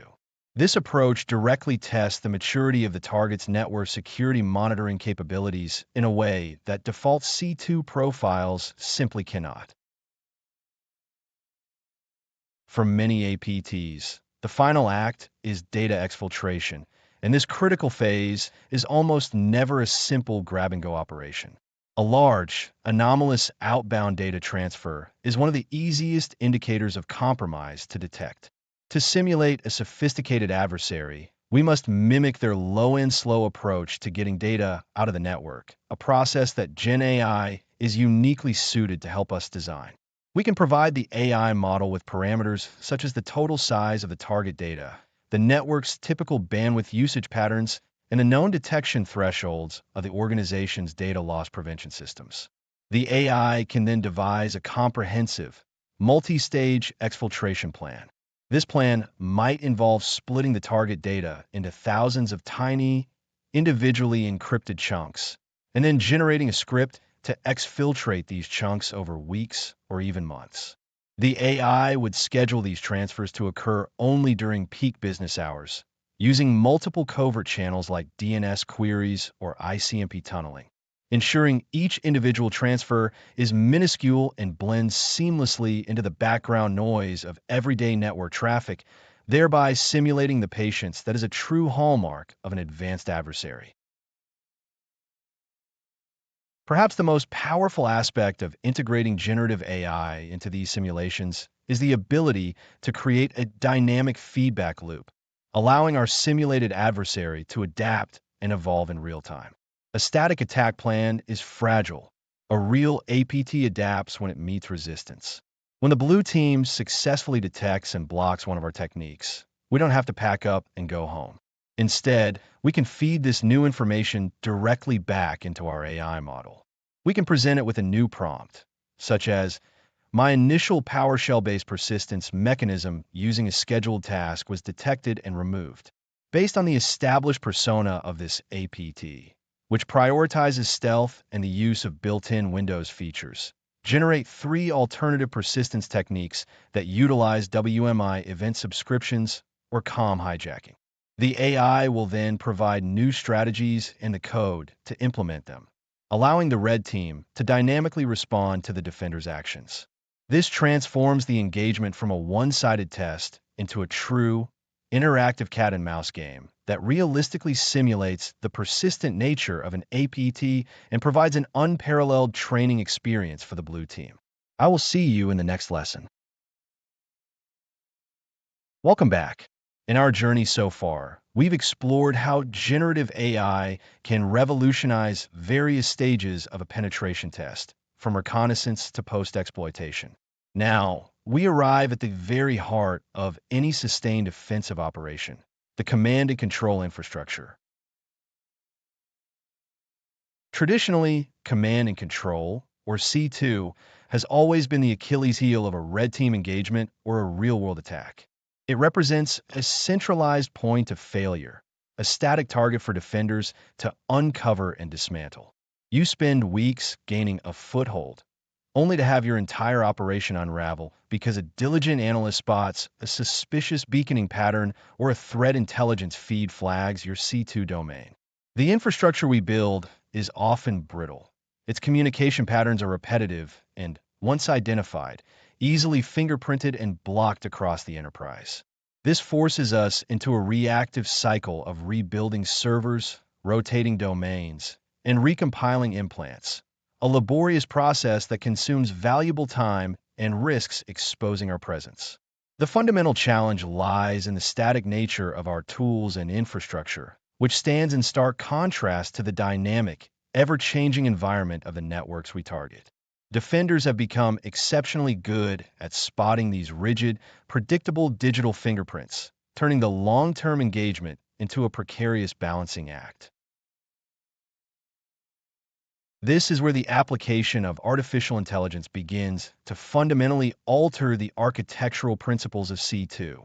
Imagine a C2 infrastructure that isn't a fixed set of servers and domains, but a fluid, self-healing organism that actively works to ensure its own survival.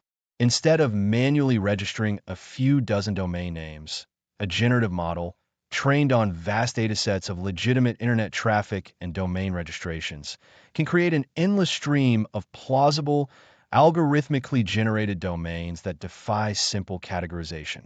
But it goes much further than just domain generation.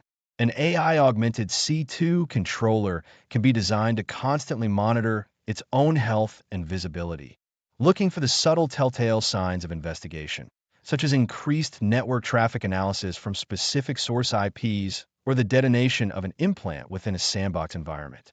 Upon detecting such a threat, the AI could autonomously initiate a migration protocol, spinning up new servers in a completely different cloud provider, deploying the C2 software, updating DNS records for its legion of new domains, and seamlessly handing off control of the implants, all before a human analyst can even finish their report. This creates a resilient C2 fabric that is no longer a static target, but a constantly shifting, ephemeral presence that is exceptionally difficult to pin down and eliminate. Resilience is one part of the equation, but the true revolution lies in adaptability, specifically in making our C2 traffic indistinguishable from the natural noise of the target network. Standard C2 channels, even when encrypted over HTTPS, often betray themselves through unnatural communication patterns, such as fixed beacon intervals, uniform packet sizes, or unusual user agent strings. An intelligent C2 system can transcend this by employing AI to first learn what normal looks like within a specific target's environment. By passively observing network flows, the AI builds a sophisticated model of the network's pulse, understanding the common protocols, the typical data payloads, the peak traffic hours, and the communication patterns between internal systems. Armed with this knowledge, the C2 can dynamically instruct its implants to modulate their communications to blend in perfectly. This concept, often called adaptive C2, means that on a network with heavy developer activity, your C2 traffic might masquerade as GET check-ins and pull requests, while in a standard corporate office, it could perfectly mimic the chatter of Microsoft Teams or Office 365 updates, complete with the right timing and data structures. Let's delve deeper into what this adaptive communication channel might look like in practice, as enabled by generative AI. Consider the task of exfiltrating sensitive data from a compromised host. The traditional approach might involve chunking the data and sending it over a raw TCP socket or hiding it within standard HTTPS post requests. A GenAI-powered C2 takes a far more sophisticated approach. The AI on the C2 server could instruct the implant to feed it the raw data, which it then uses as a seed to generate entirely new, contextually appropriate data containers. For instance, the AI could generate thousands of legitimate-looking DNS queries, with the exfiltrated data subtly encoded within various fields of the requests, distributed over time, and sourced from multiple compromised hosts to avoid triggering volumetric alarms. Alternatively, it could take the data and weave it into the very fabric of a series of complex AI-generated images, which are then uploaded to a public image sharing site using an API, a behavior that would appear completely benign. The generative model isn't just hiding data. It is creating high-fidelity camouflage on the fly, crafting seemingly innocuous content that serves as the perfect vessel for covert communications, making detection based on traffic analysis nearly impossible. The next logical step in this evolution is to imbue the C2 server itself with a degree of operational autonomy. In a typical engagement, the C2 server acts as a simple relay, passing commands from the human operator to the implant and returning the output. This creates a bottleneck and requires the operator to manually analyze data and decide on the next course of action. An AI-driven C2, however, can function as a junior analyst and operator. Imagine you have compromised a server and run an enumeration tool like Bloodhound. Instead of you manually parsing the graphical output to find attack paths, the C2 server, integrated with a language model trained on countless penetration testing reports and Active Directory attack methodologies, could ingest the raw data directly. It could autonomously identify a viable privilege escalation chain, such as an unconstrained delegation path to a domain controller, formulate the sequence of commands required to exploit it, and then either present the proposed plan to the human operator for approval or, in a more advanced configuration, execute the initial, non-destructive steps of the attack chain itself. This allows the human operator to manage a broader operation, focusing on high-level strategy while the AI handles the tactical, time-consuming groundwork of sifting through data and executing known plays. This enhancement of the C2 backend naturally leads to a profound transformation of the operator's front-end interface. The days of memorizing arcane command syntax for different implant frameworks and post-exploitation tools are numbered. The future of C2 interaction is conversational, powered by natural language processing. Instead of meticulously typing out implant 123 execute assembly sharphound.exe collection methods all, an operator could simply ask the C2 console, run a full data collection with Bloodhound on implant 123 and let me know when it's done. The generative AI front end would parse this request, understand the user's intent, identify the correct implant, translate the request into the precise syntax required by that implant's tooling, execute the command, and monitor for the results. Once the task is complete, it wouldn't just dump raw output to the screen. It could summarize the key findings, such as Bloodhound collection complete on host web, SRV01.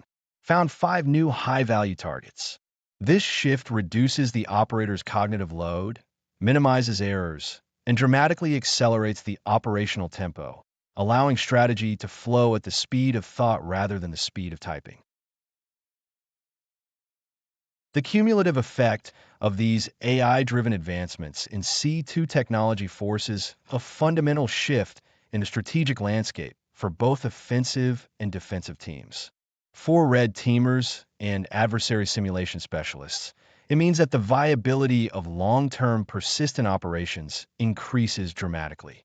A small, skilled team can manage a campaign of scale and complexity that would have previously required a much larger group, all because the AI handles the burdensome tasks of infrastructure maintenance, data analysis, and tactical execution. For the blue teams defending the network, this represents a daunting challenge. Their entire defensive posture, which for years has relied on identifying and blocking known bad indicators of compromise like IP addresses, file hashes, and domain names, becomes significantly less effective. When C2 infrastructure can heal itself and communication patterns can perfectly mimic legitimate user behavior, the defenders must elevate their game. The focus must inevitably shift from blocking signatures to implementing sophisticated behavioral analytics and anomaly detection, hunting for the ghost in the machine not by its tracks, but by the subtle disturbances its intent leaves on the environment. As we equip ourselves with this powerful knowledge, it is imperative to consider the dual-use nature of these techniques. We are learning to build more resilient and adaptive C2 frameworks for the purpose of ethical hacking, to test and ultimately harden the defenses of our organizations. However, we must operate under the assumption that our adversaries, be they criminal organizations or nation-state actors, are developing and deploying these same capabilities. This reality underscores the critical importance of our work. We must understand the absolute cutting edge of offensive AI to have any hope of building the next generation of defenses capable of countering it.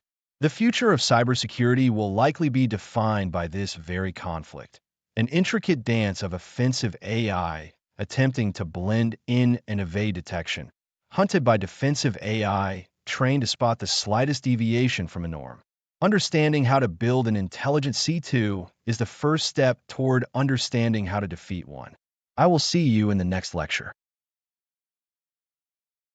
Welcome back. Let's delve into what is arguably the most critical phase of any engagement, the one that ultimately determines its value and impact. The culmination of a red team operation or a penetration test is not the moment you gain domain administrator privileges, nor is it the successful exfiltration of the symbolic target data. The true culmination is the delivery of the final report. An engagement without a clear, compelling, and actionable report is little more than a sophisticated but ultimately pointless technical exercise. It is in the report that we translate our complex actions, our chains of exploits, and our deep technical findings into a language that the business can understand, appreciate, and, most importantly, act upon. Historically, this has been a painstaking, manual process, often dreaded by even the most seasoned operators, as it requires a complete shift in mindset from offensive attacker to meticulous technical writer and business advisor. This is precisely where generative AI can fundamentally transform our workflow, not by replacing our critical thinking, but by acting as a powerful amplifier for our expertise, allowing us to construct better narratives, provide clear guidance, and ultimately deliver more value than ever before. We are moving beyond simple automation and into an era of augmented intelligence, where the final deliverable becomes as sophisticated as the attack paths that preceded it.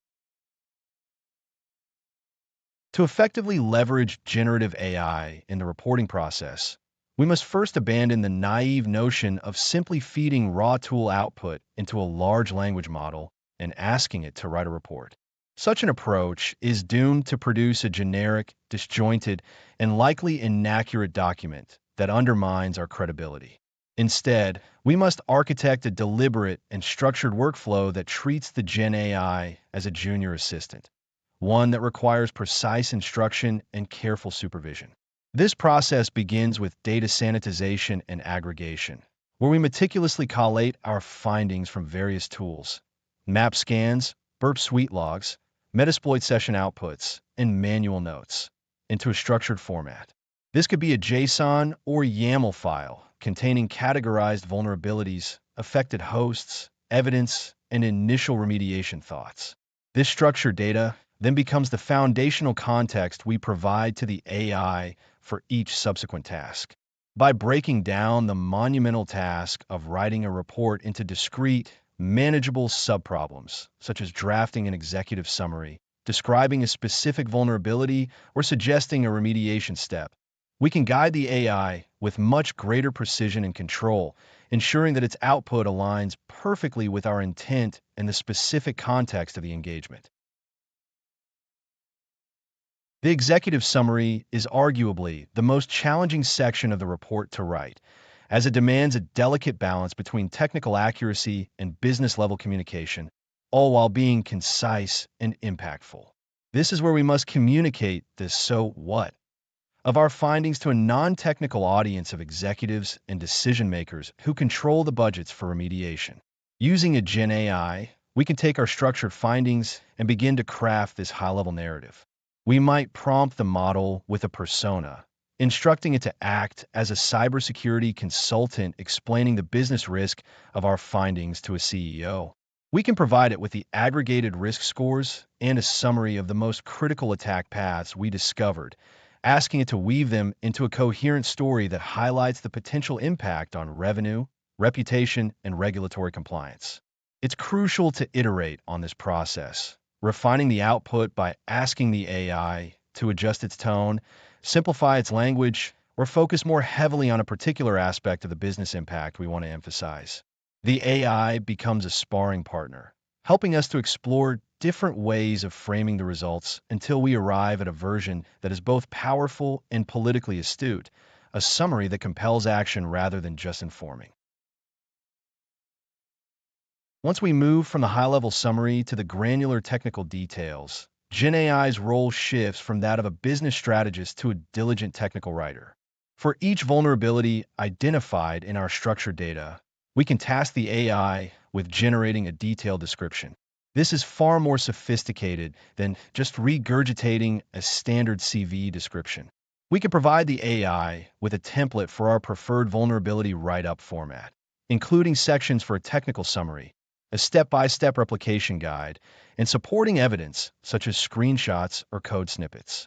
By feeding it the specific details of the finding, the affected IP address, the vulnerable port, the exact command used to trigger the flaw, and the resulting output, we can have the AI populate this template with a well-written, context-aware description. This process dramatically accelerates the documentation of dozens or even hundreds of individual findings, freeing up the penetration tester from the tedious and repetitive task of writing and rewriting similar explanations. The key is the quality of the input. The more specific context we provide about the host, the application, and the observed behavior, the more accurate and useful the AI-generated description will be.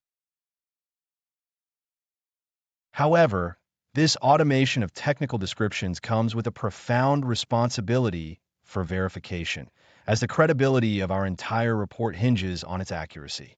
Large language models, by their very nature, can hallucinate, generating plausible-sounding but factually incorrect information, a risk that is simply unacceptable in a professional penetration testing report. Therefore, the operator's role becomes that of a meticulous editor and subject matter expert, who must critically review every single sentence generated by the AI. This review process is non-negotiable. Is the description of the vulnerability's root cause technically sound? Are the replication steps precise and repeatable? Does the provided evidence directly and unambiguously support the claim being made? We must treat the AI's output as a first draft, a starting point that requires our expert validation and refinement. This human-in-the-loop approach is what separates a professional, AI-augmented workflow from a reckless and amateurish one. It ensures that we harness the speed of the machine without sacrificing the integrity and trust that are the cornerstones of our profession. With the findings thoroughly documented and verified, our focus shifts to the final and most constructive part of the report: remediation. A report that only details problems without offering clear, practical solutions is of limited value. This is another area where generative AI can serve as an incredibly powerful assistant, helping us move beyond generic advice like patch your systems to providing highly specific and actionable guidance. For each validated vulnerability, we can query the AI for detailed remediation steps tailored to the specific technology stack we encountered. For instance, if we found a SQL injection vulnerability in a web application running on ASP.NET with a Microsoft SQL Server backend, we can ask the AI to generate code samples demonstrating how to implement parameterized queries specifically within the .NET framework. We can ask for the exact configuration changes needed to harden a specific version of an Apache web server or provide the precise syntax for a firewall rule to block a particular type of malicious traffic. The true power of using GenAI for remediation guidance is unlocked when we enrich our prompts with the specific environmental context of the client. It's one thing to get a generic fix for a known CV. It's another thing entirely to get a recommendation that considers the client's unique infrastructure. Imagine providing the AI with the finding, but also with the context that the application is hosted in an AWS environment, managed via Kubernetes with a CI/CD pipeline that uses Jenkins. We can then ask for remediation steps that are not only technically correct, but also operationally feasible within that specific ecosystem. The AI could suggest modifications to the Kubernetes deployment YAML to enforce stricter security contexts, provide a code snippet for a security scan to be integrated into the Jenkins pipeline, or recommend a specific AWS Web Application Firewall, WAF, rule to mitigate the vulnerability as an immediate virtual patch. This level of customized, context-aware advice elevates our report from a simple list of vulnerabilities to a genuine, strategic roadmap for security improvement, making the remediation process significantly more efficient and effective for the client's engineering teams. See you in the next lecture. Welcome back. We have journeyed far together, exploring the very edge of what's possible when generative artificial intelligence meets the rigorous discipline of penetration testing. And now we find ourselves at the end, which in many ways is just the beginning. Throughout this course, we've systematically dismantled the traditional penetration testing lifecycle and reconstructed it with the formidable power of GenAI. We began by establishing a foundational understanding, moving beyond the hype to see these large language models not as magical black boxes, but as sophisticated tools for text and code manipulation, tools that we, as security professionals, can wield with precision. From there, we infused AI into every stage, starting with reconnaissance, where it acted as a tireless intelligence analyst, sifting through vast oceans of public data to find the hidden gems of information that give an attacker their initial foothold. We then saw how it could accelerate vulnerability analysis, not merely matching signatures, but understanding the context of code and configuration to predict weaknesses. We explored the delicate and powerful art of social engineering, crafting campaigns with a level of personalization and scale previously unimaginable. This journey continued into the core of network and infrastructure hacking, where GenAI helped us devise novel evasion techniques, generate bespoke payloads on the fly, and even automate complex post-exploitation activities, turning a beachhead into a full-scale compromise, particularly within challenging Active Directory environments. We then pivoted to the web, a sprawling attack surface where AI proved indispensable for hunting elusive vulnerabilities, intelligently fuzzing APIs, bypassing web application firewalls with context-aware mutations, and even assisting in the painstaking process of source code review. Finally, we ventured into the tangible world of wireless, IoT, and operational technology, demonstrating that these principles are not confined to the digital realm, but are equally potent against the embedded systems that increasingly govern our physical world.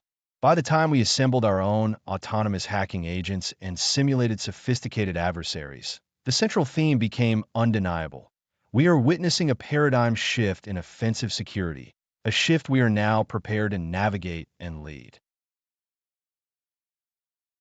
This unprecedented power, however, brings with it a profound ethical weight that we must carry with conscious intent and unwavering discipline.